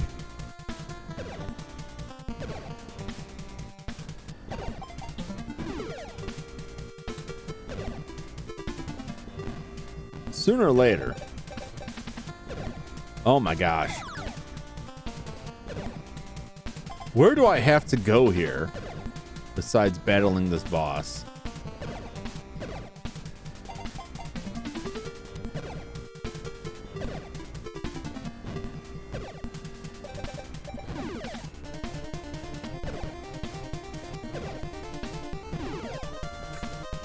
Oh, this is a nightmare. No!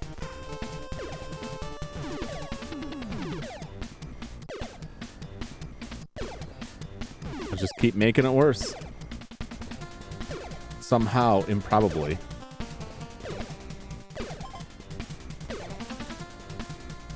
my god.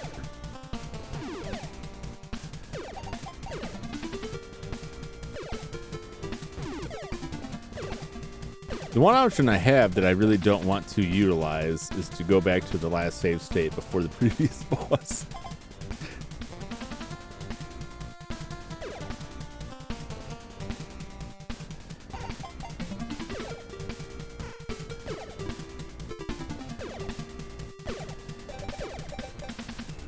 Alright. I was getting worried that, like, I had lost more than one.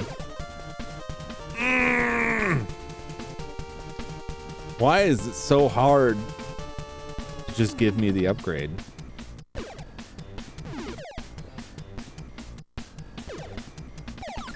There we go.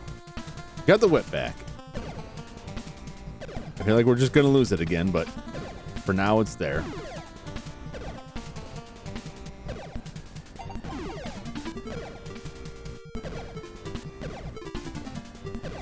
Why am I not seeing any blues?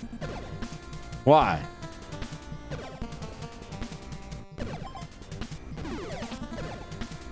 All right.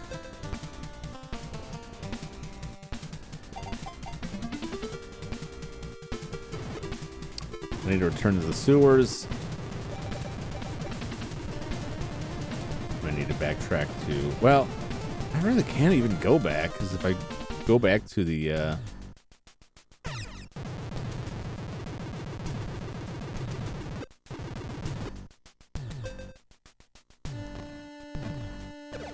even if I go back to the area prior, like all the way out the other door, I can't really go back. So I am stuck with these areas.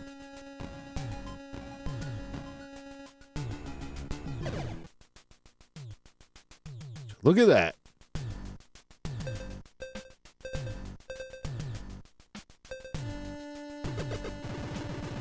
Up.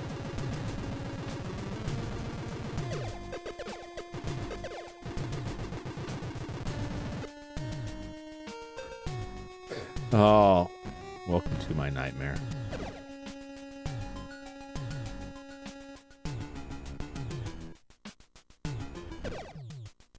It's not that much damage difference. I'll go fight this guy.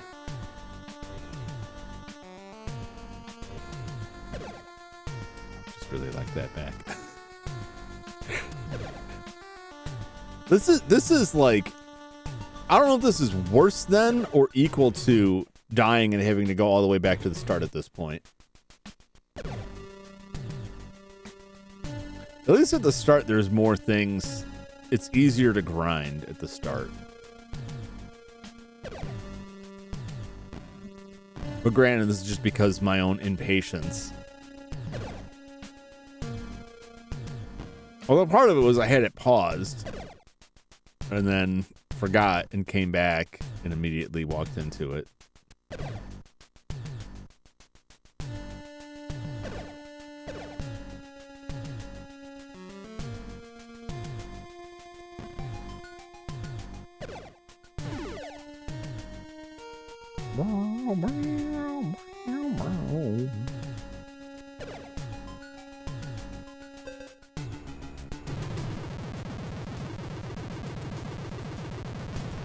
I have to use the whip. The area is not big enough to fight these things. If I could get a slime in here, maybe.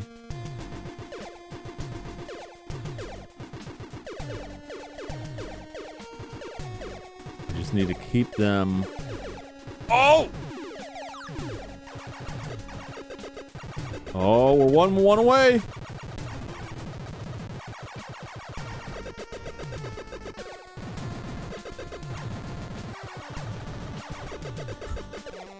I gotta do the shuffle here. Do the frog shuffle.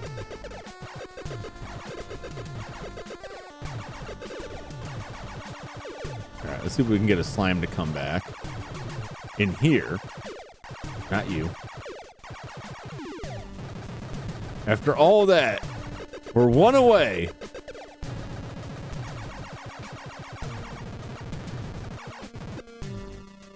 There's a slime there. That doesn't do me any good.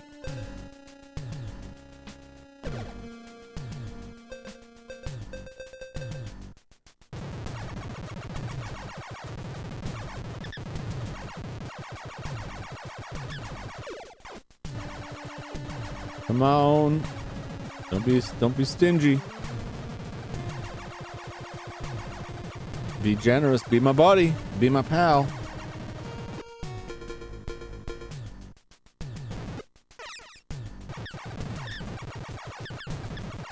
We're only one shy.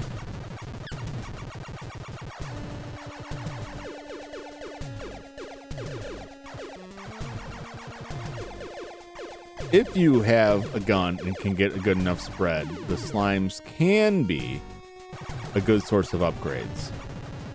And if you can find an area where they will reappear, all the better. Just because they're multiplying increases the odds of getting stuff.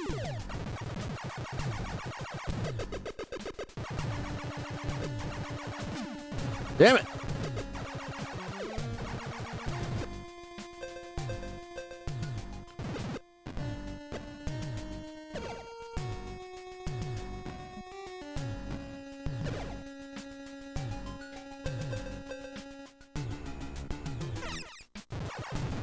I'm gonna need a hot dog stand somewhere. Look at this. Quit it! Quit it with the red guns. You're killing me here.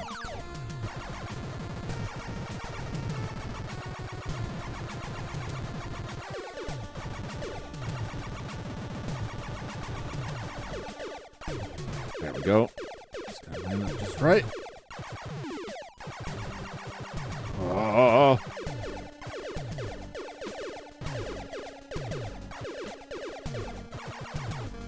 Dang it! Do not want.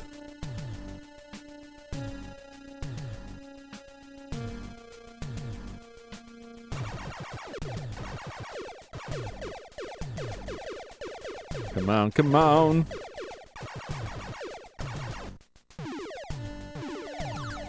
Why would you do this? Why would you do this?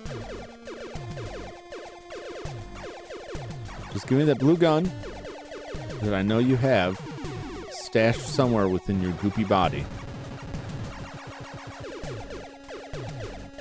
Come on. Come on. Ugh.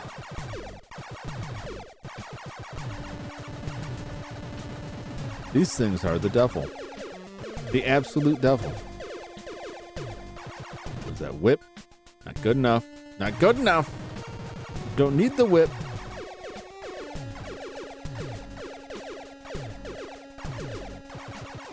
Oh, baby. Yeah. Uh-oh. This isn't good.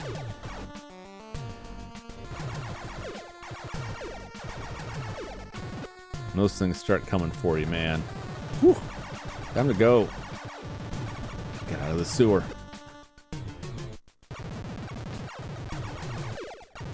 No, no, no. I hate those things so much. If you're not careful, they will really overrun you.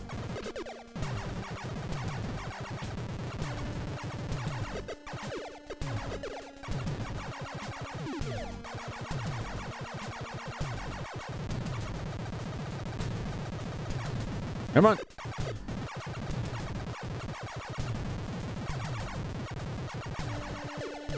Come on. Oh, this is tense. I'm free. Now I'm playing with power. Yeah, baby.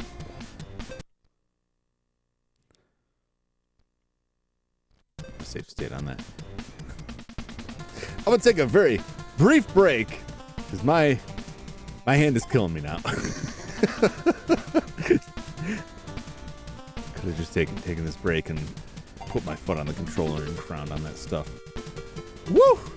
That's what happens. You can't make mistakes in this. Not that it will cost you money, it just makes it a huge pain in the butt to deal with that stuff. All right, I will be back in one moment. Thanks for holding on.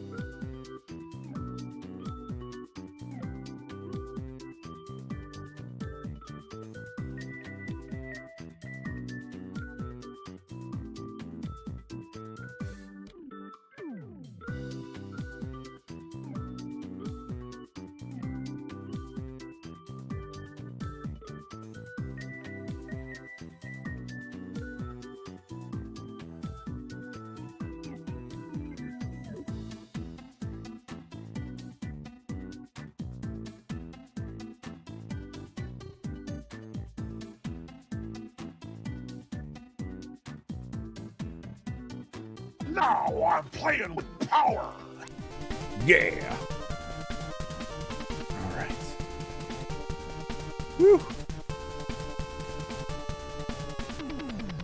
Get a little toasty in here. All right. Now that we're juiced back up, I've recovered from my unfortunate mistake. Get through these without dying.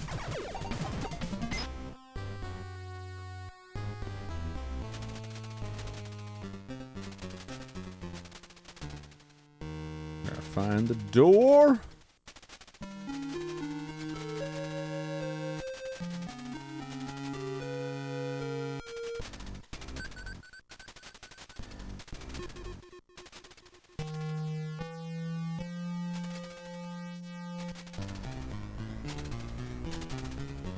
Here we go. All right. Save it here. Just so I don't have to make all that walking again. Let's try the whip on this dude.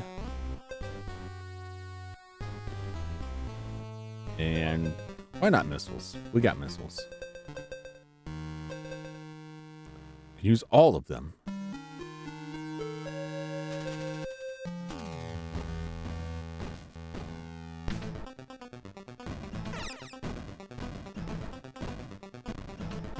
There's another jumper.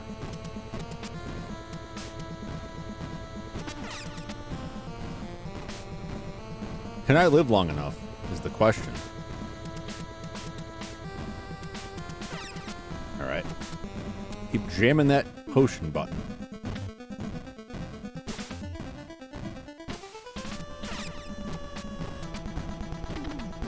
That's what, 3 down?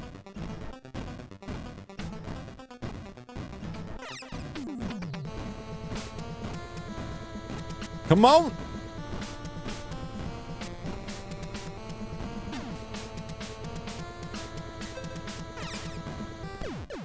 Oh, yeah!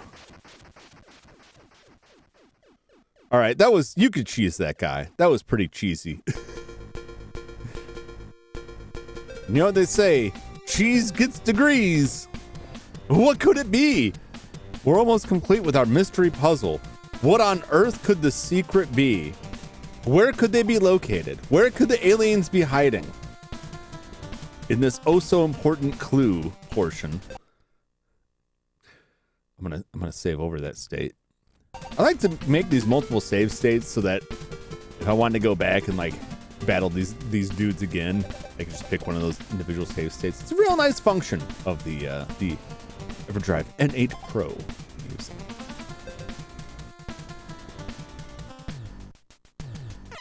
All right. You gotta line yourself up just so in those narrow hallways to get the blast through. These stupid things. I hate them so much.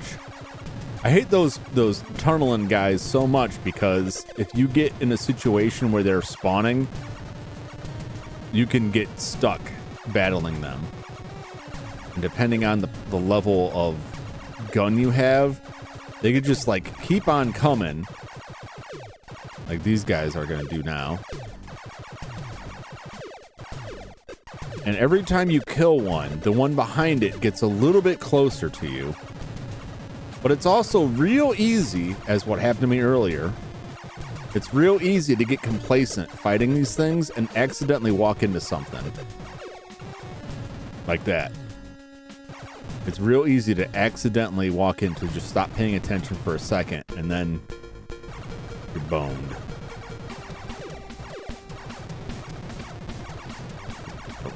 All these things. Go away. Not gonna risk it. I think I've only bought hot dogs one time. Don't respawn. Yes. It's a useful mechanic, but like you gotta... Sometimes it's better just to use the potion. It depends on your confidence level with the bosses. Because it is rough to use the potion. Come on back. You gotta bait them in. It's safe. I promise. You fool!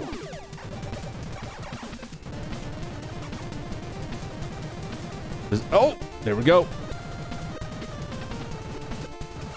So this is the Addams Family Mansion right here. Let me in.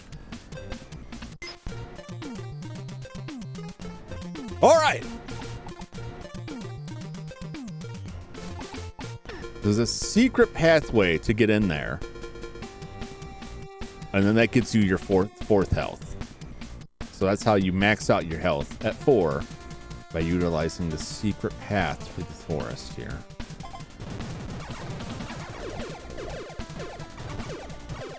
Oh boy, there's a hot dog. There is a hot dog stand. So I have to waste a potion. Juiced up. Now I'm playing with power. I just really like that clip.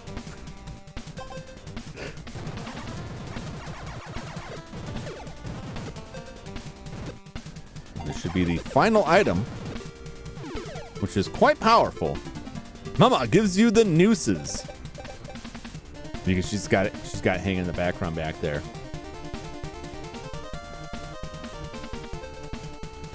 All right, let's get some enemies on the screen here so I can show you the noose. This is the noose, right? We got these guys hanging out here. I'm going to use the noose. There's Lurch Urang. And he kills everybody on the screen. Those things didn't die. I'm just going to go back here. I'm going to spend a key. I've got plenty of them. Get my nooses back. All right. So we got 15 nooses. Noose. The nooses is probably the plural of noose, but it seems incorrect. It seems like it should be something else.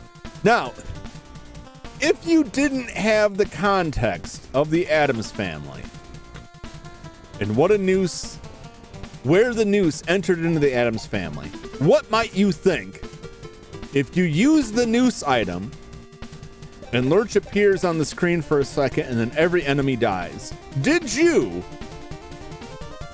Is the noose somehow magically summoning him? Or are you hanging all the enemies on the screen? Or is Lurch hanging all the enemies on the screen? The real answer is that in the Addams Family show, they had a noose that functioned as like a bell. And you'd pull the noose and would ring a bell and that would summon Lurch. And that's why it says you rang. However, if you were a kid in 1989 and had never seen the Addams Family, because it ran on TV from 1964 to 1966, even though it would have been the syndication and reruns, and there's a good chance you would have seen it and had some baseline familiarity with it, there's also a very good chance that you would have zero familiarity with the Addams Family. And you get this noose item, and it kills everything on the screen. That's creepy as hell. If you don't know how the noose relates to the Addams Family, that is kind of messed up. Now, there's another angle on this that I hesitate to go into because I don't want to be some like weirdo and I don't want to dance all over the graves of some dead folks. But I mentioned the actor earlier, Jackie Coogan,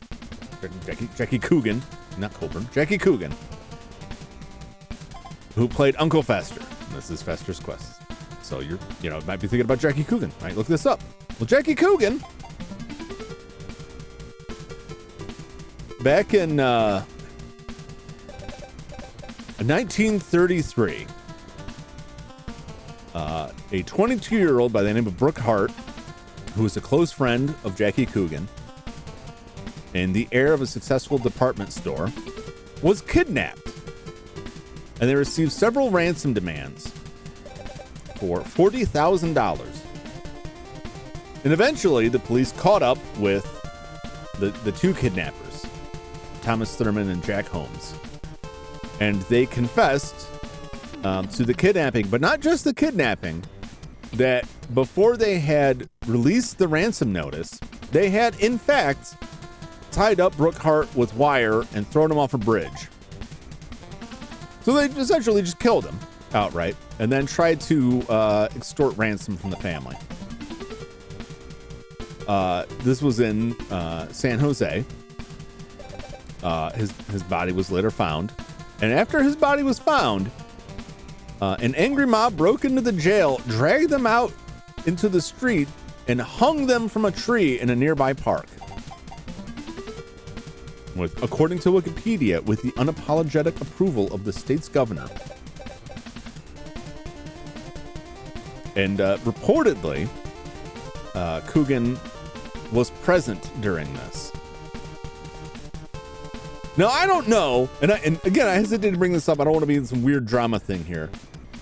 I don't know how you would find it, right? But if you are a person who's curious about this game, I don't play it, and you have no familiarity in this day and age, somehow, with Addams Family, you don't know what the significance of the news is, and you look this stuff up and you're clicking through, there is a possibility you're clicking through and maybe like, is this some messed up reference to this? No, it's not. It's a reference to this TV show, and the noose being the bell that they rung to summon March. But if you didn't know that, would you think about that? That's pretty bizarre. That's pretty crazy. In a child's video game. I probably would have caught on to this. Now, this is further than I ever got as a kid. This is way further than I ever got in this game as a kid. So I've already like avenged myself that far that I've understood enough about the game and gone further in the game than I ever had as a kid. I'm satisfied with that. I'm gonna finish it, but I'm satisfied with that much. But I think I would have known what the noose was. But if I handed this over to like my nephew, who has seen some media on it, I don't think he'd have any idea what it was about. And he would probably draw that conclusion like, well, Lurch just hung them all. Like, oh no, he just beat them with his brute strength, presumably. He escorted them off the premises.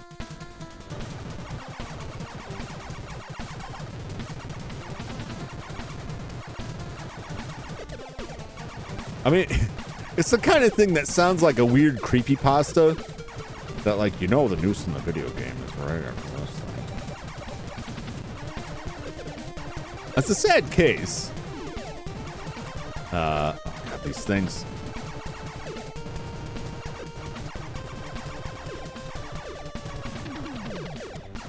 No. Stop spawning. Stop it. Stop it now.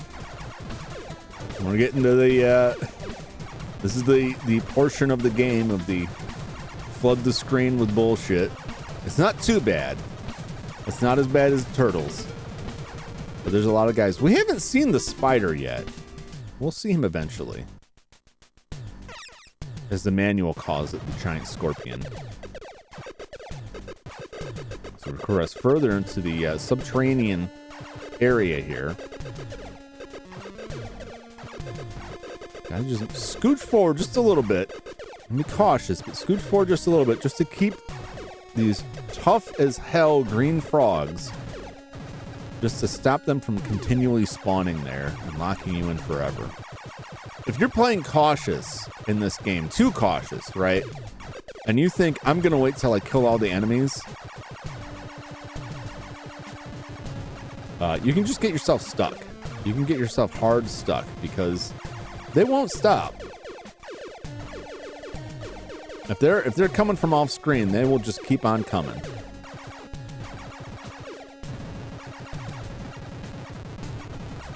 I'm on a bit of a maze. I'm not entirely certain where I'm going. The clue is absolutely no help whatsoever. I may end up having to backpedal through all of this here. Isn't this just the... No. That's just where I came from. It is just where I came from, isn't it? Alright.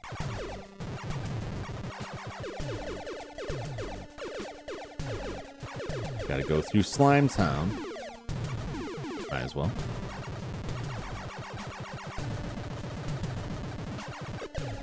Oh, almost boned myself there by getting stuck in the wall. I don't know if that's...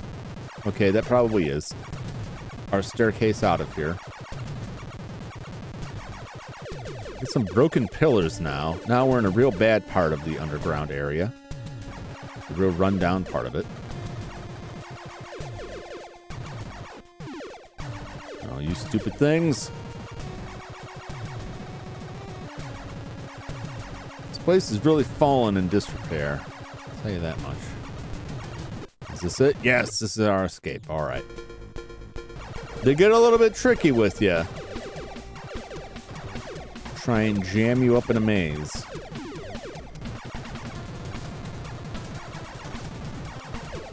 Down by the river.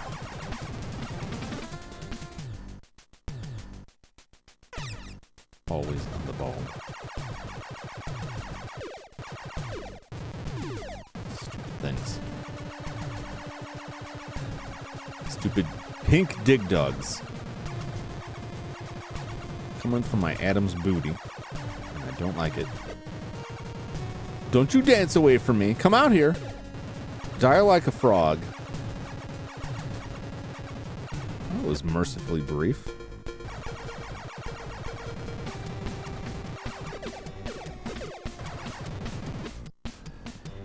All right.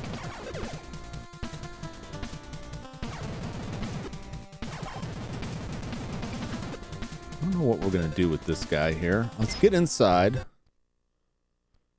Take another save state. I'm going to try the same thing. The invisible potion really does wonders.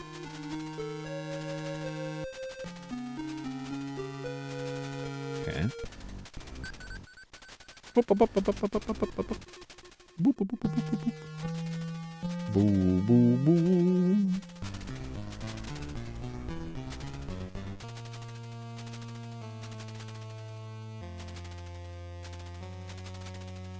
Oh boy.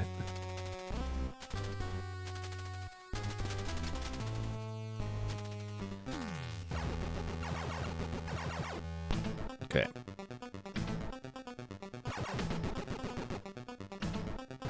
All right.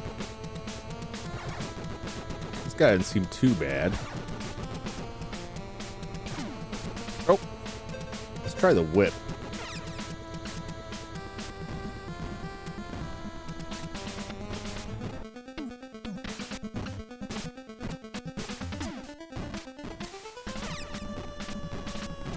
Whip him good. Let's cheese it.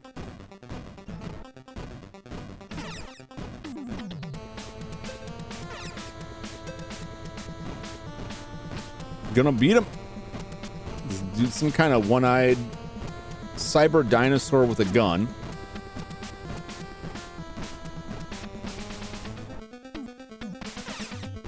Use it. Come on.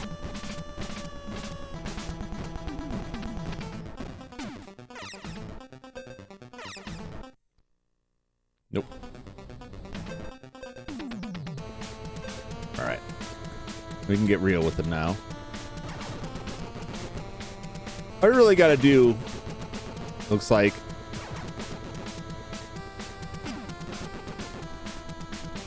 wait for him to shoot the fire. And if you dodge to the side, wherever the fire goes, probably going to dodge the bullets. It looks like. There we go. So long, cyber dinosaur. Dino saucers are no more. Oh God! It keeps doing that. No. TNT. Okay.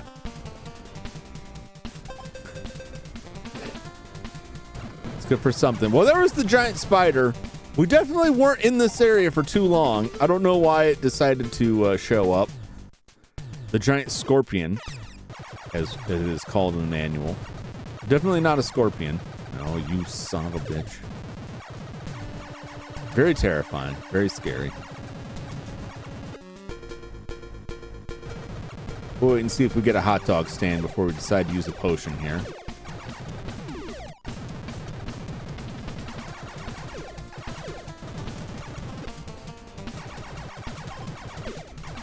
Oh, jeez, those things are coming from across the river.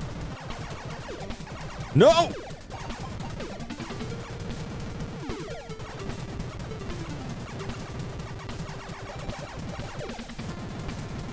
All right, we'll use a potion. I have to.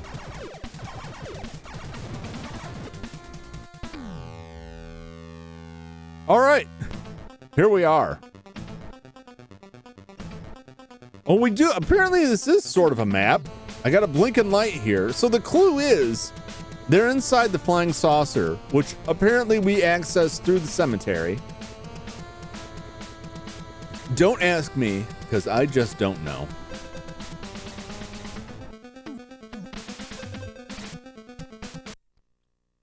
We'll say make a save state right here.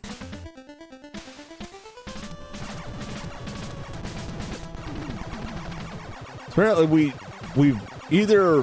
they either buried themselves under the tombstone, or we went on the tombstone and have been abducted by the UFO. These things are a lot like the frogs. They like to jump, like to dodge your shots. They're real pain. Sometimes they'll jump out of sequence with your shot, and you just have to stop shooting and fire off again, because they will hop in perfect time to dodge every one of your bullets. Looks like a new form of slime. Trying to get us with that red gun. No, thank you. No, thank you.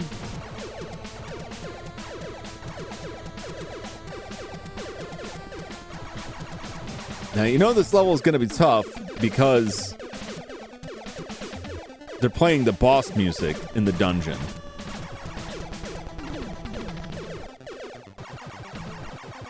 Now we can just move on to the, nope, thank you. Jeez, these things are just endless. Die already. Get it on the noose, because I have a feeling we're going to be needing it. And based on what I had read, that is a recommendation. And we'll see if it comes to that. If we get flooded with crap here, better off using your 15 nooses than you are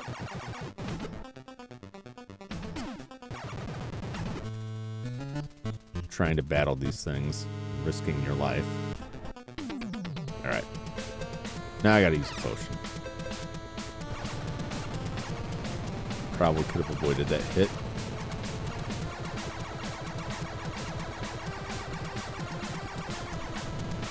This is very good music. I know I keep saying that. It's very, very slick tunes. Oh, can I just shoot this guy? It looks like I'm shooting his projectiles, so as long as I'm hitting him, he will die eventually. Alright. Oh, jeez. Can I get the same deal off of this dude? It looks like I can... Oh, no. Alright. Extremely wasteful of my items here.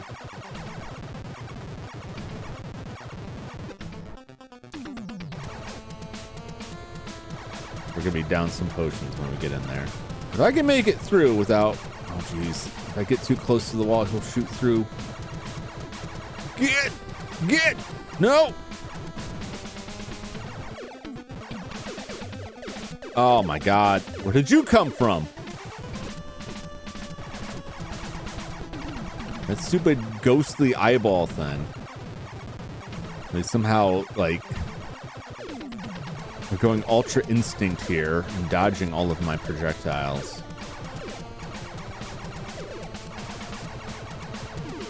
Now I'm stuck. Waiting for the gun to go away. They're just gonna keep on coming. Come on, baby! Come on! Take me home. No. No.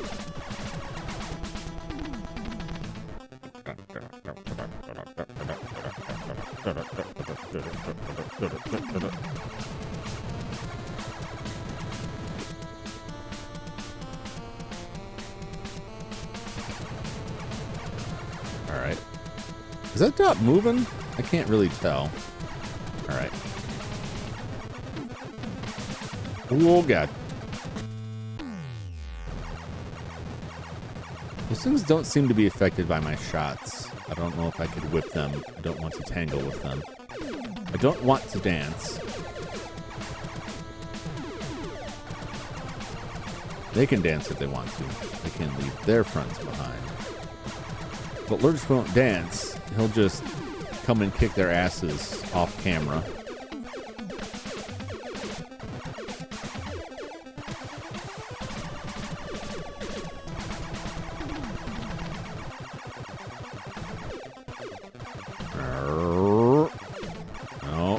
fork here. Try this way. Boy, sure am glad we have this picture of the UFO to lead us. Very helpful. It's like a map, only not. It's like a map if they flipped the map upside down so you couldn't see it.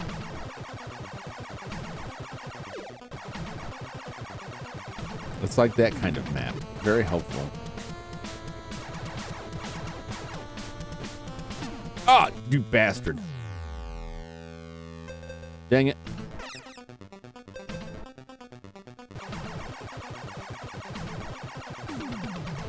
Caught me slipping.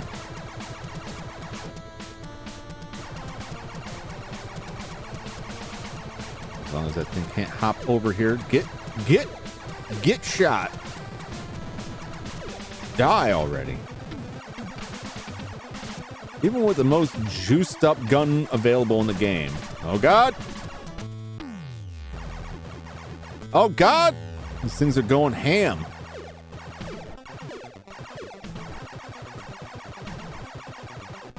Even with the most juiced up gun in the game. Look at this guy. He just won't get hit.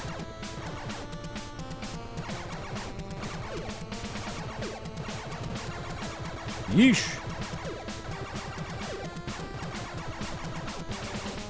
Map is trying its best.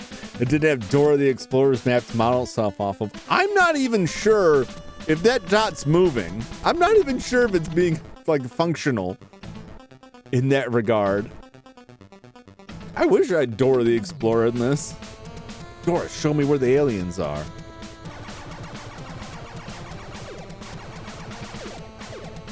Do you think? So you know how like there's that Winnie the Pooh horror movie, and now that Steamboat Willie is out there, people are talking about making like a Steamboat Willie horror movie. And then it's like all the thing like, what if we took your favorite childhood cartoon character but made him a mass murderer? Which I think at one point was funny, and now it's just, okay. We've all seen it. We've all heard it. It's very funny that you can make that. Do you think when stuff like Dora the Explorer or Blue's Clues, in the several decades down the road when those things become public domain, what kind of media are people gonna make? Like, now Dora is free to use. We can make whatever media we want with Dora the Explorer. What kind of twisted garbage is gonna come out of it? Or will they have completely flipped around and been like, now that you know, the Apple, Google, Facebook Corporation, Taco Bell no longer has the rights, we can finally make a version of Dora that's not about selling empanadas.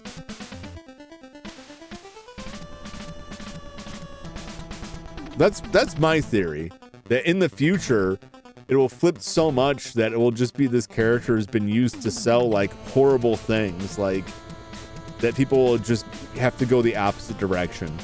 Like, I'm tired of seeing Dora the Explorer serial killer movies. And now that it's public domain, we can make an educational program with the character. Wouldn't that be a trip?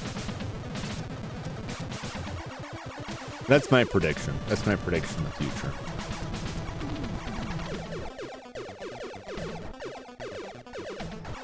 Did anyone see that Winnie the Pooh horror movie? I don't want to just assume it was terrible, but I assume it was terrible. I can't imagine it would be that great. Are these rocks? Okay. You go squish now.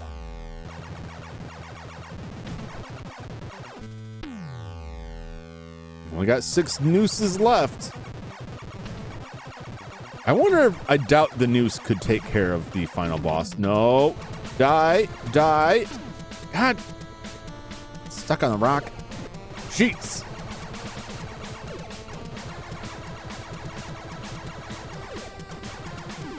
What are you supposed to do when the enemy just jumps over your every bullet? Oh, we got headway now.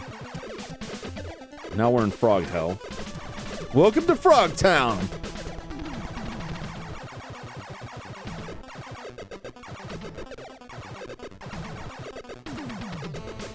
Oh, this is a great sandwich of misery there.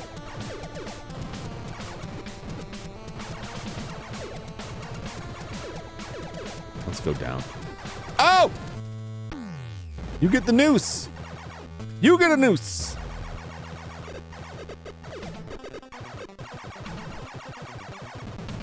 I hope down is where I'm supposed to go. Because I don't know if I got the nooses to go. Oh, it must be. This looks interesting. You get a noose. What is this? Are we in space? What am I looking at there? Is that some notes on the side? What does that say? What am I looking at? No, you son of a... I'm really gonna need that money now. All that for a dead end.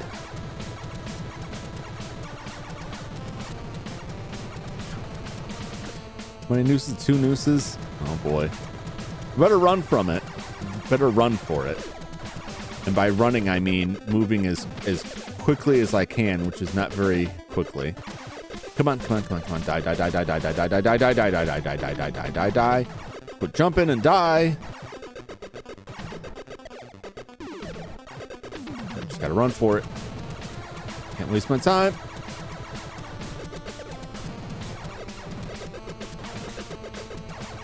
Follow me to the ends of the earth.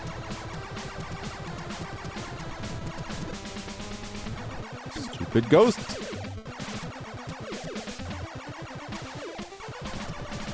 I can't. Do they just take a lot of hits? It really seems like half the time they're just dodging my shots. I'm being very wasteful with these nooses. I just do not want to mess around here. That's the end of the noose. No more noose. Oh, Lord.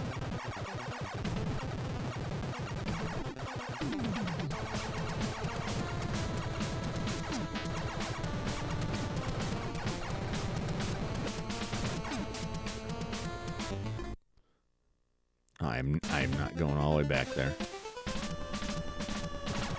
Oh, my God. All right. Well, at least we kind of know where we're supposed to go. Don't waste your time going down.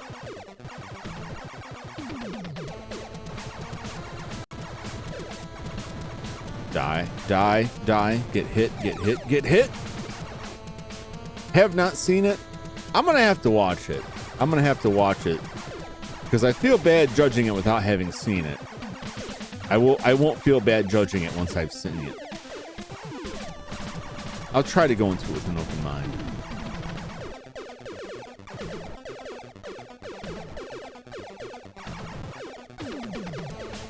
I feel like the idea of that, like, when Pride and Prejudice was zombies and Abraham Lincoln Vampire Hunter came out, now granted, those are not, like, beloved childhood icons, but it's got the same energy to me. But you know what?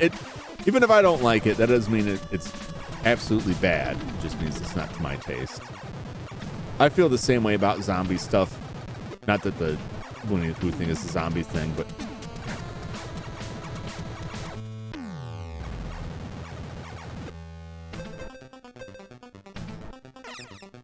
God, my health was already low coming into this. I felt the same way about zombie stuff. I never could get into a lot of like Walking Dead. Even the comic. I read the comic for a while. It's like I felt like I had seen enough zombie stuff. And I really didn't need to see more zombie stuff. I felt like what I had seen had delivered everything that I wanted out of zombie media. Can this thing die? Did it die or did it just run away from me? Okay. I don't want to use the noose if I don't have to. But I will. By gum.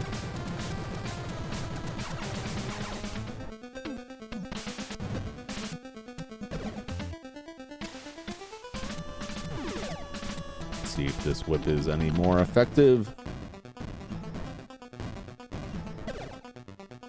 Not better. Not better because they're like the frogs, only more jumpy.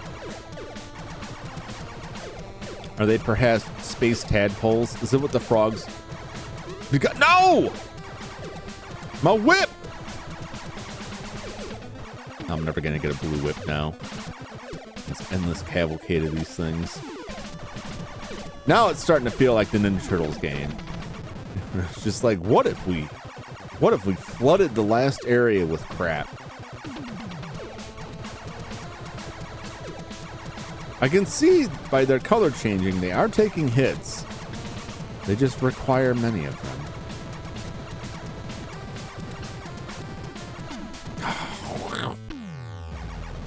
Misjudge that. Oh my god. I should have waited. Oh my god. I'm gonna end up having to start this over, aren't I? This truly will end up being like the last level. Give me a blue whip. You're gonna eat up all my time here. Give me a blue whip. Come on, come on, come on.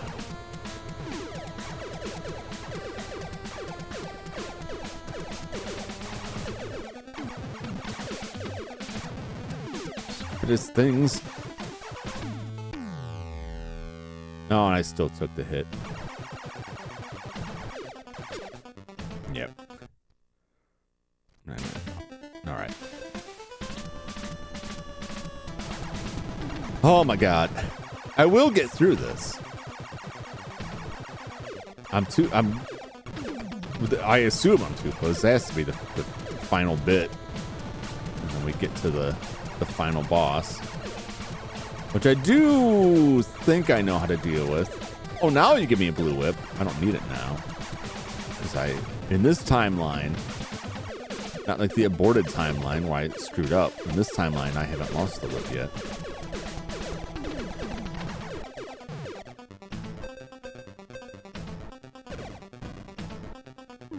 Piss off. You. No!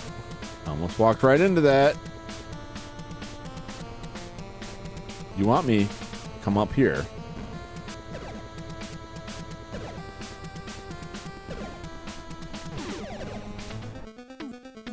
Yeesh.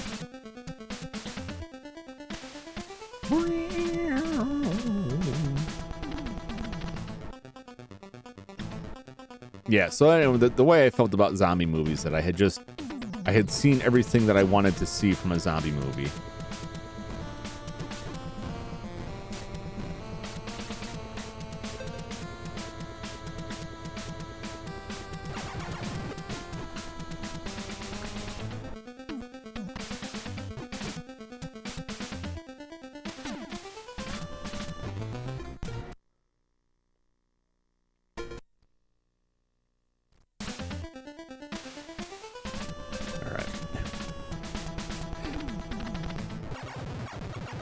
Stupid things, man.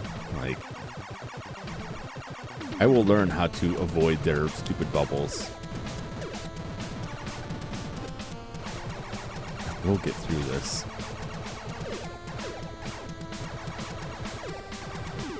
Come on.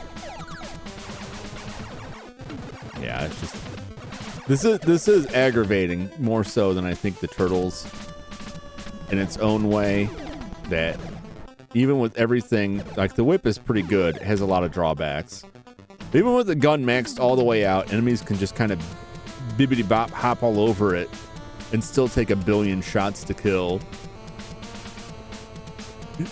So on the one hand, it feels like you haven't really upgraded it, you know. But then if you don't upgrade it, where's that thing coming from? Swear to God, I got shot by something that, like, there's no way I could actually interact with. Ridiculous. But, it, you know, you get the gun upgrade, and it feels like it's meaningless. Because it's not really chewing through these enemies that quick. But then if you don't have it...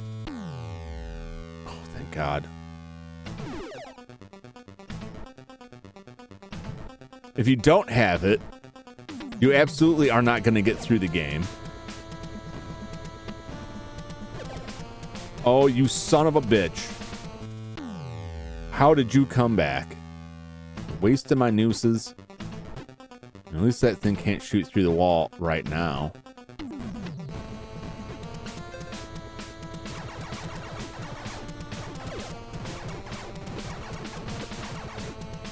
Oh my god!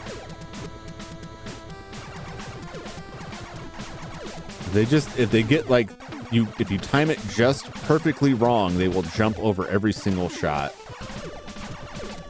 Get right up on you. Get out of my way! You devil things.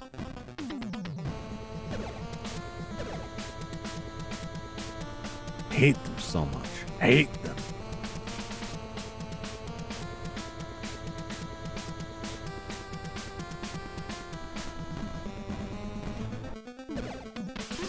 Oh, god damn it.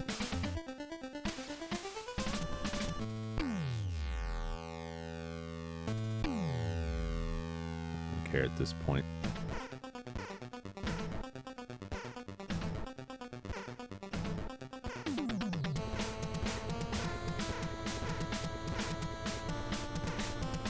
What's it gonna take? Can I not hit with this one? No, I can. I see you over there. You monstrous thing, you.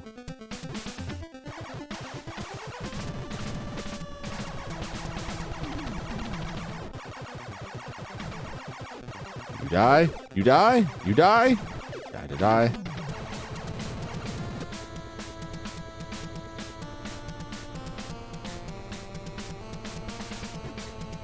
Nope. Nope. Oh my god.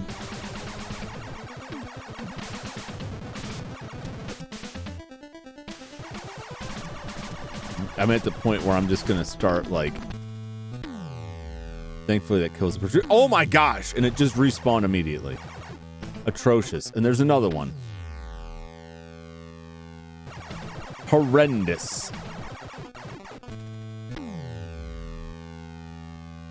If I could just get through, and I can make another save state, not have to go through this aggravation again.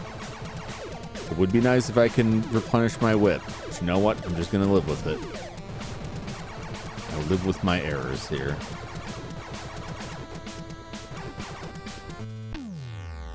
The thing, they make it impossible. You can't run through fast enough. It's like trying to run through a waterfall without getting wet. You can't dodge those things. So you have to kill it. It's weird. I mean, the challenge is like getting through this with enough nooses to make it to the end. You're not going to need them for the boss. They're not going to do anything for you in the boss, I guarantee.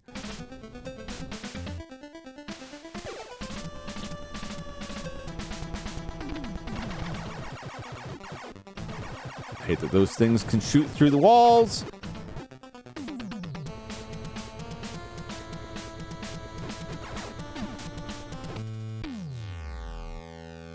No.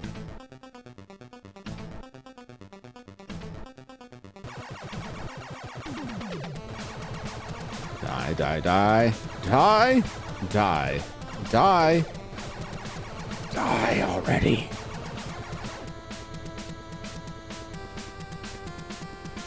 Alright, we're going up. Down was a mistake.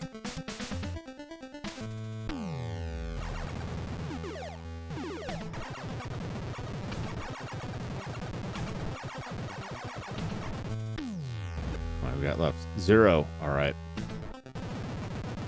Oh god.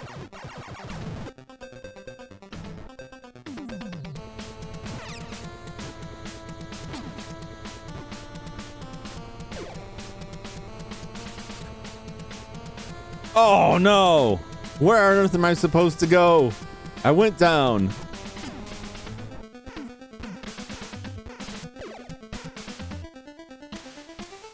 Out of nooses.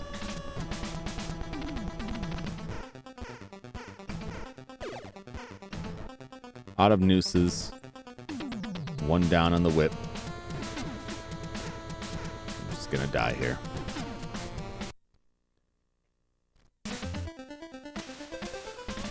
Oh!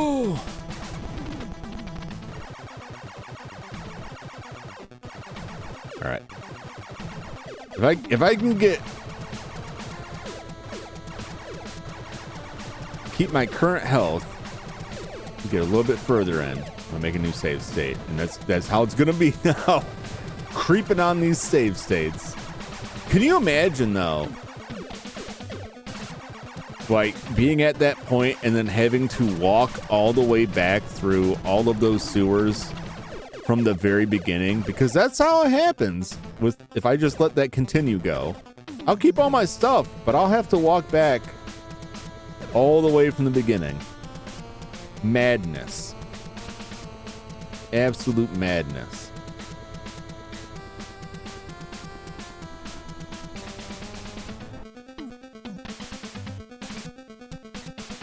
I haven't felt like the spike of difficulty on it until this stage.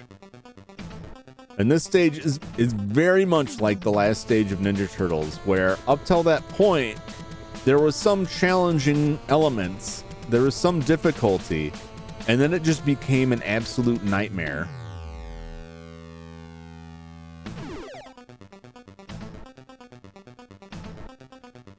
That was just like a flood of garbage, of nonsense enemies.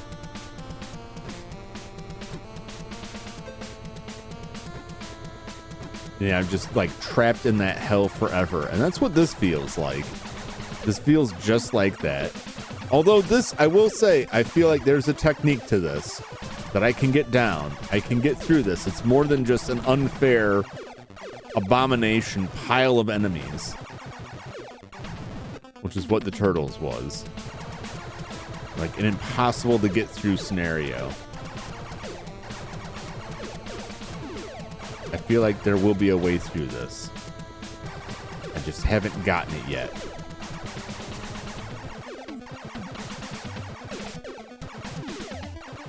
Enough. Enough. All right.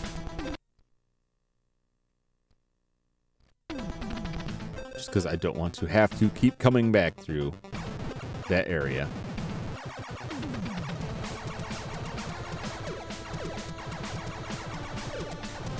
Come on, you jiggly little bastards, die.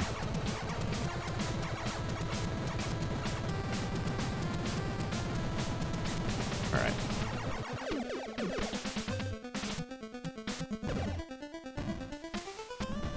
Oh, another Blaster Master funness. That whip is really where it is. This is as far over as you can get. So if you're standing here, you won't be able to get anything between the whip and the wall.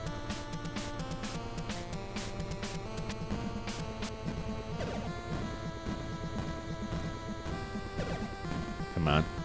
They're just going to keep coming forever. I don't know why I'm doing this.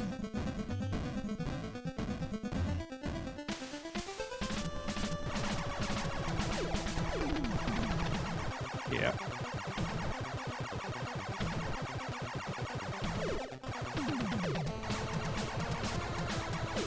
Stop it. Stop it.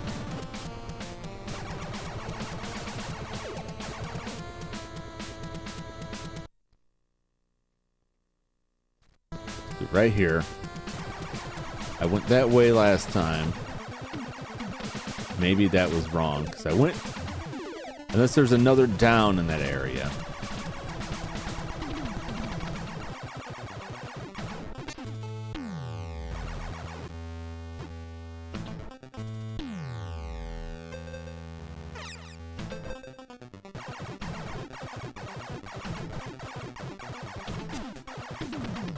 Son of a...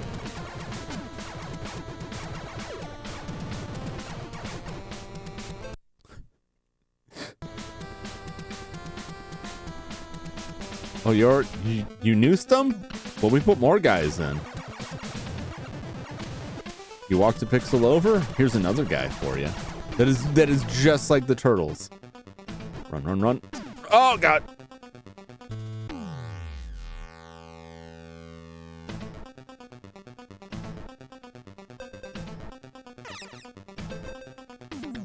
Woo, come on, baby.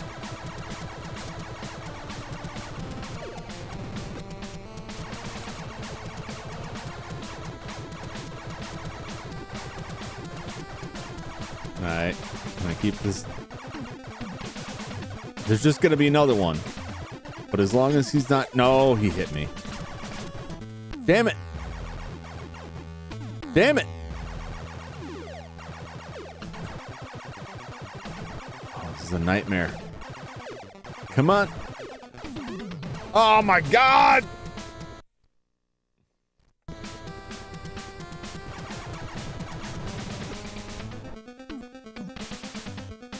Yeah, okay. That's a room that goes nowhere. I remember it now.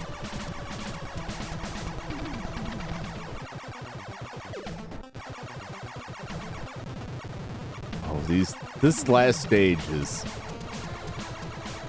real irritating.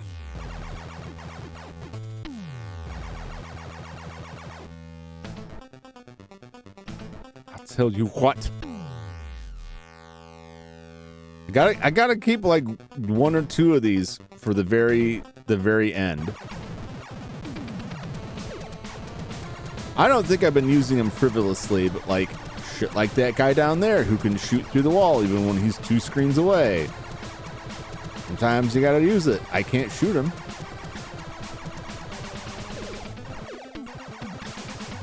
I mean, strictly speaking, I could just kill all of these things with the nooses. I think, given that, I'm pretty restrained, and it still doesn't feel like enough.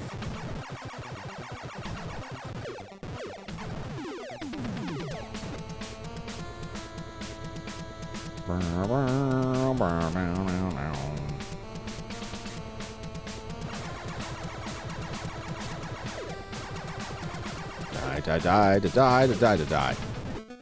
All right.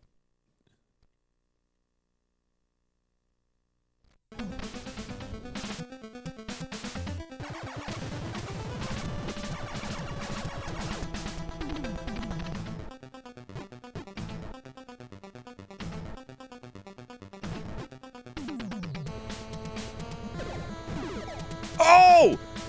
No! Damn it! They got me. My turbo whip. Now I'm really in hell.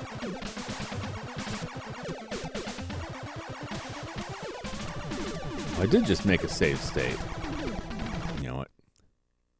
To hell with it.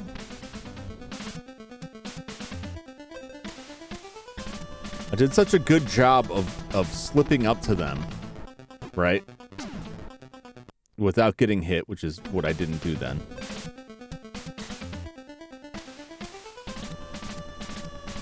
Get over this. Get down. You mother effer. What are you doing?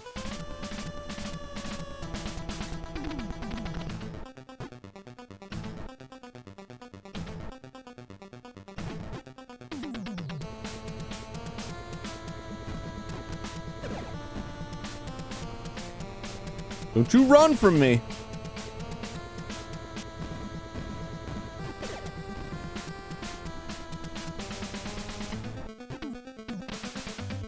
Oh my God.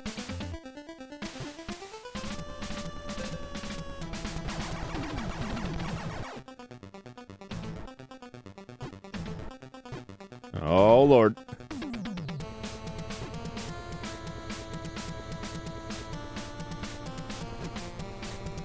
Oh my God. Die.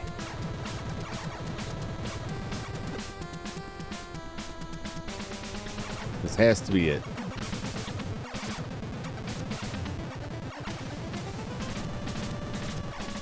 I got 10 nooses left.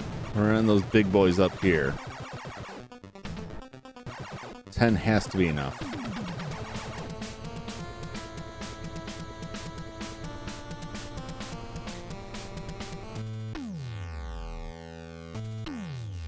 Maybe not.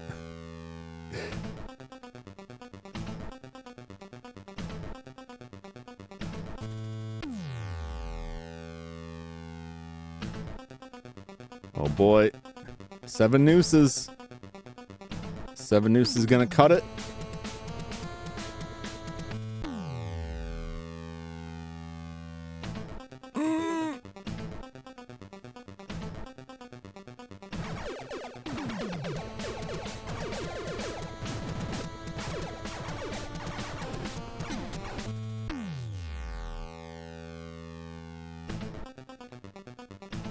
where am I to go then?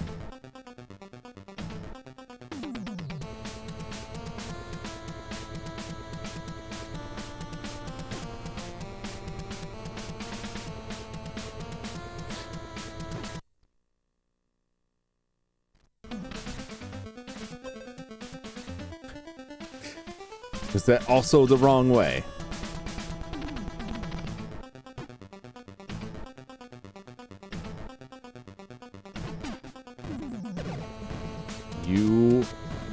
Oh my god.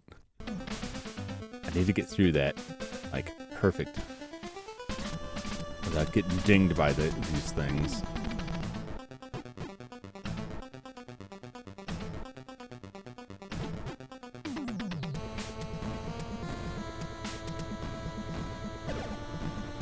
All right.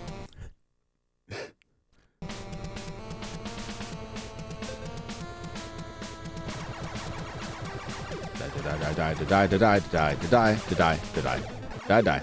Quit jumping on me and die. Come on. Oh, you son of a.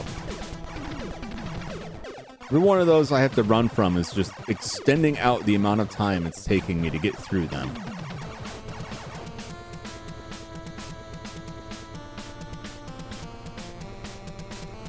All right.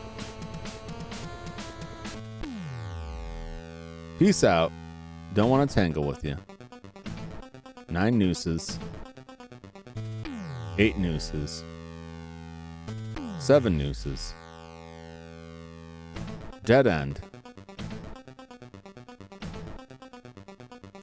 Then where on earth am I going?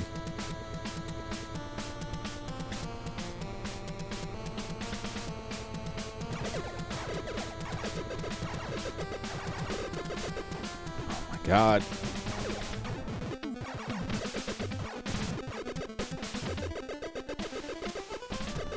Will you just die already?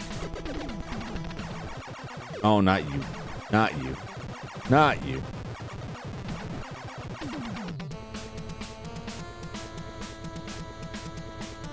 I swear I went through there and it led me nowhere. Yeah, that red dot just doesn't move at all. I swear I went through here.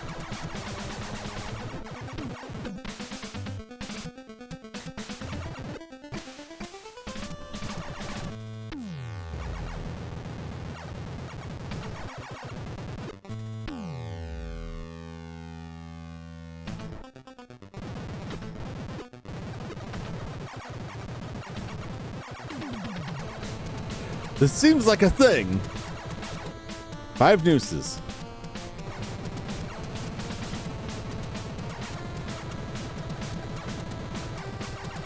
It is apparently not the thing. No, you go away. Oh my god.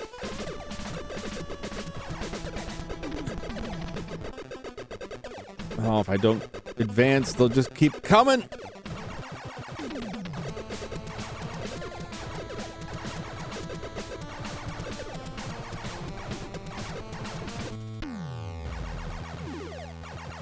I had it with these things.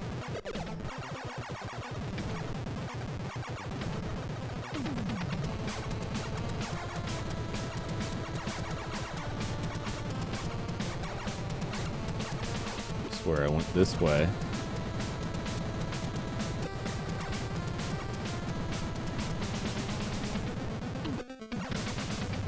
And it just led me to a dead end, unless I missed a turn. This goes far enough that it feels unlikely that it would be a complete dead end. Oh, just run.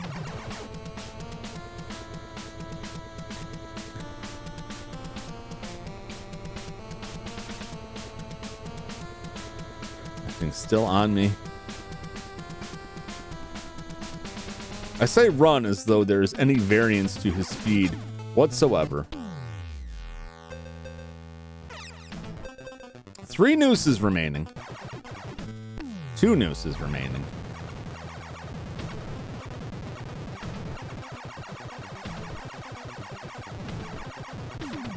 Oh.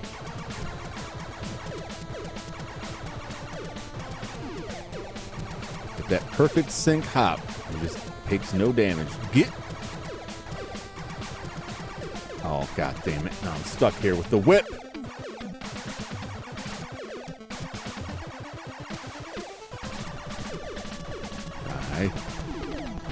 I think those, besides like the enemies that I kind of need to use the noose on because they just don't seem to want to die, those stupid one-eyed ghost things are like the worst thing in this game. They make me so angry. They just take so many shots and 90% of the shots just miss because they're hopping.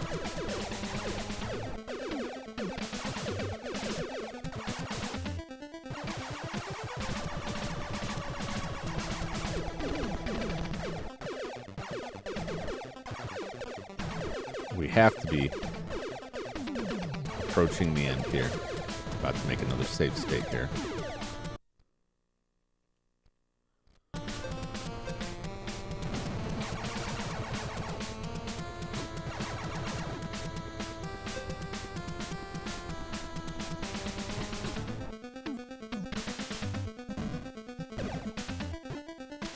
Oh, you got me.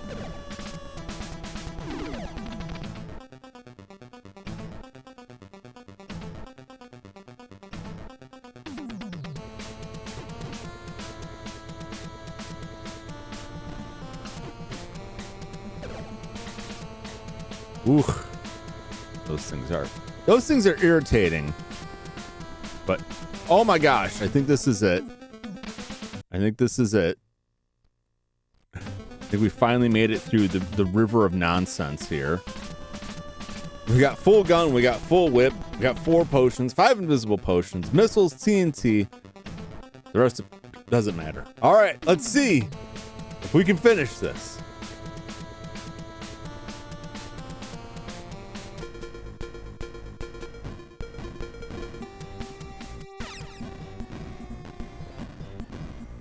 Let's get whack on these guns here.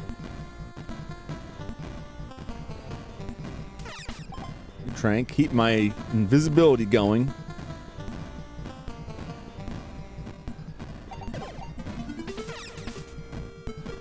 So far, so good. Once we get this, there's a point I can stand here where it can't shoot me.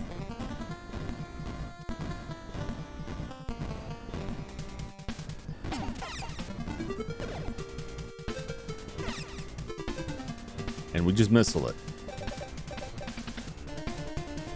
All right. It can't shoot me, so all I gotta do is cycle through the missiles and launch missiles at its head. And hopefully we don't run out of missiles. But it can no longer hurt me. Unless I move, the game can no longer harm me. Our nightmare will soon be over. Well, maybe it's not your nightmare. My nightmare. And it wasn't even that much of a nightmare. It was just this last bit. And you know, as irritating as it was, it still wasn't as bad as the Ninja Turtles, the final level in the Ninja Turtles. But what I will say is it would be a million times worse without the save states, because anytime I had died, I would have to go all the way back to the very beginning of the game and crawl through every inch of sewer and street in the game to get back to this point.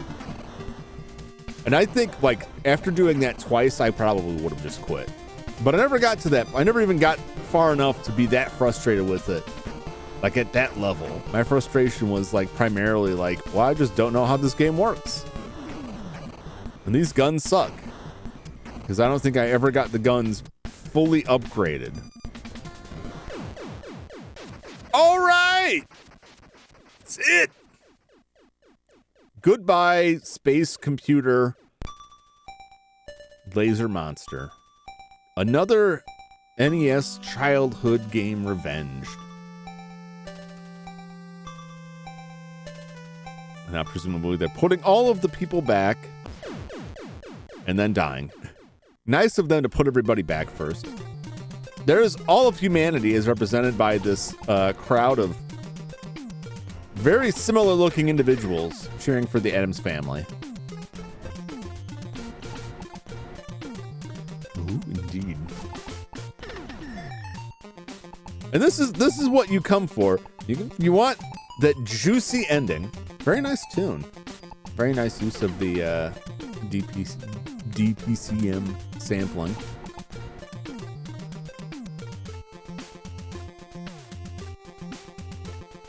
So what are we going to get for a final message? It's going to be like, thank you for playing, or you've done it. Oh, no. That's it. They don't even put credits in the game, which personally I think is like, you defeated the inverted bowls. Yes. Their hot walk juices were no match for me. It's really not bad. That last part was like frustrating, but you could get through it. It was just made worse. Like, I was frustrated by it, but I got through it. But it would have been a million times worse if I had to go all the way back to the start and go back to there. That's nightmarish. And I feel, sometimes I feel like, yeah, I'm kind of cheating, air quote, by using the save states. But it is by the developer's own admission that they, oh, you missed it? Well, it wasn't. It was pretty anticlimactic. But it is by Richard Robbins, who is the producer, the original designer, the main like idea man behind it. Is his admission that it was an oversight not having a password system in.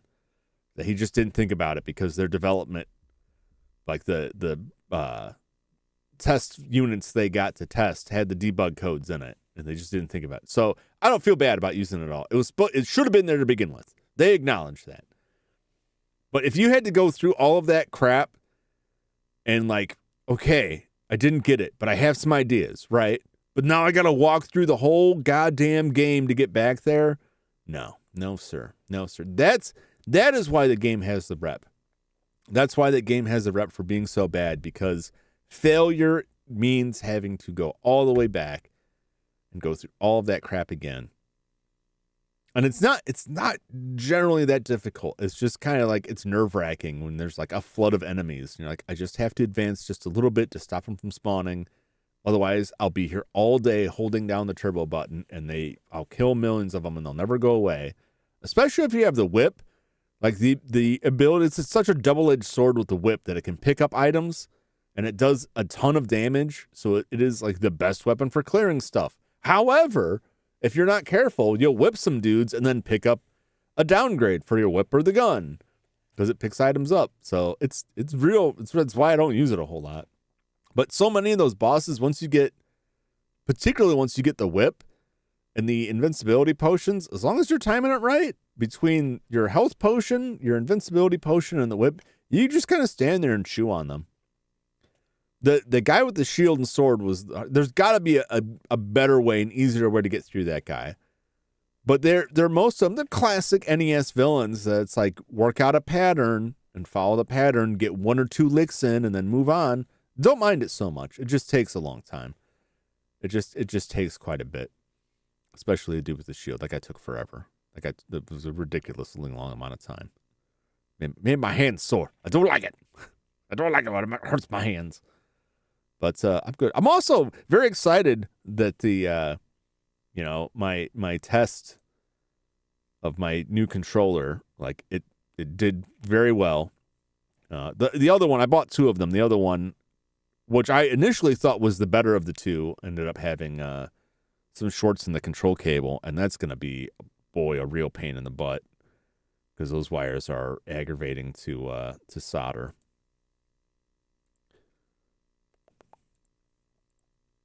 Yeah, my Joey card. Just want to show it again.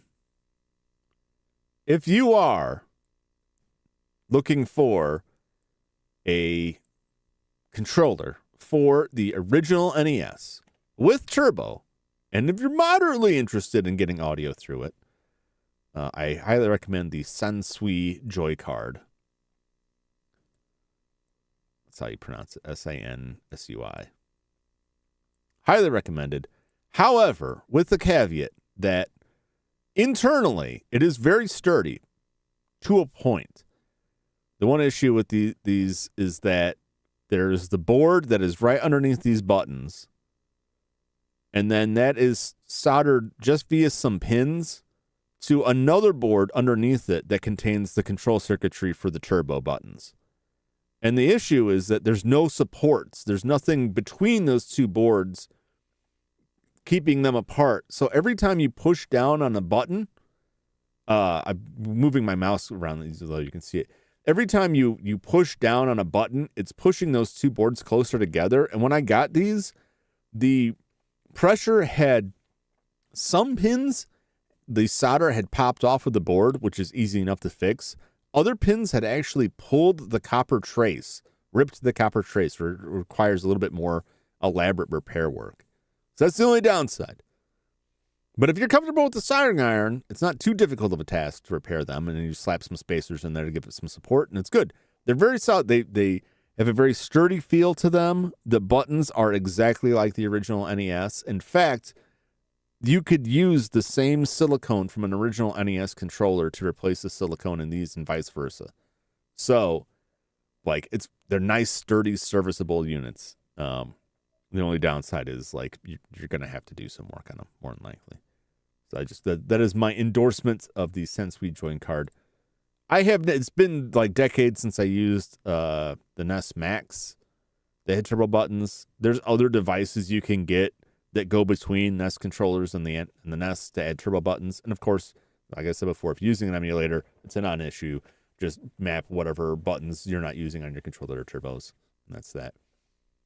So yeah, Fester's Quest, not a bad game. Good music. Gameplay was okay. Primitive, perhaps. The guns were... I don't understand quite the design philosophy with the way the bullet trajectory works. But it's, I guess from a certain standpoint, it's like every level up on the gun was a trade-off. More damage, but a worse spread. But you could still effectively use all of them, except for the very narrow tunnels. The level 8, is it what, 8 levels? So level 6, the second bowling ball gun, I would call it, is the worst because it has a very wide spread, and that one is completely useless inside narrow tunnels. But besides that, not bad. Not bad. Bosses were challenging, not painful to play through. That last level was a headache, but not in a way that felt unfair. If I can use that term. It's not in a way that felt badly put together. There is a lot of tough enemies there that does make your upgrades feel kind of useless, but you have an instant kill item. You have 15 nooses, and it really felt like that point is like the challenge is managing how many nooses you have to get through that area, and then it is a maze too with a bunch of dead ends, so you kind of have to figure out where to go. And if it weren't for the fact that you have to go all the way back to the start when you continue, it would have been fine. It's just like that's the big. They needed like a password system. So I suggest if you're gonna play this, play it in a way that has save states, so you can avoid having to go all the way back to the start. Let's make your own password system out of that. You don't have to put up with the shoddiness of that. But I recommend this game. It is fun. The music is good. I thought the enemy designs were interesting. The boss designs are all very strange and fairly unique. Pretty well done. The final enemy, bit of a pushover, but then they all kind of are once you know what to do with them. This is before we had a lot of games that had like the multi-phase enemies and stuff. And I'm fine with that. I was not disappointed at how easy it was to kill Shredder, because by the time I got to Shredder, I was absolutely done with that game. And in this game, I was not disappointed by the boss at all. It looked neat. It had interesting attacks. I used every tool in my tool belt that I could come up with to defeat the enemy. But by the time I got to that point, I was just like, I just want this to be over. I don't want to have to do this again. Please don't kill me and make me start over. So, excellent game. Has a rep of being, I think the ads call it, this is one tough game. And yeah, it is, just because of one dumb oversight. And that's it. Beyond that, there are much harder games that are much less forgiving, much more punishing games. The game is challenging, and I think it's fair in the way it levels the challenge out, and that's my defense of it. So yeah, wow. I'm thrilled, just like the Team NC. I'm thrilled to go back through it. This is less of this game was too hard for me as a kid, and more of I didn't know what I was doing as a kid situation. If I had figured it out, though, if I had known what I was doing and I had gotten to that final level and had to start all over, that would have been the end of it. That would have been the water level in Turtles. I would have never finished it anyway. I wouldn't have had the temerity to go back through the patience to sit through all of that again. And I wouldn't have been able to do it all in one sitting anyway. Eventually I would have had to get up and leave, and then it would just be, well, I don't feel like starting that over again. So thanks for hanging out with me. Thanks for watching and cheering me on through the end. I hope you enjoyed. I had fun with it, and I look forward to the next one. I don't know what I'll be back with next week. But I will probably continue these for a little while. I don't know if I want to just keep jamming through the box or mix it up. I will probably, at least one more week, do one of these Nest Revenge. And it might be Battletoads. In fact, there's a very good chance it's Battletoads. I kind of don't want to do it because I think Battletoads is very interesting. And I feel like once I do that, the rest of them will be like, is Batman really that big of a deal? I don't think the Batman Return of the Joker, I'd never played because that was my brother's game and he would not let me touch it. So I don't think I've even tried that game. So it's not fair to say I'm getting revenge on it because it's not a game that I tried and couldn't get through. Star Tropics wasn't a game that I gave up on. It was just a game I ran out of time to play and then got into Super Nintendo games and then got real busy with other stuff. So it's just a game I never made it back to. What else is in there? Werewolf? Oh, that's definitely in there. That's definitely up there. I might do Werewolf next week. I don't want to keep teasing out Battletoads.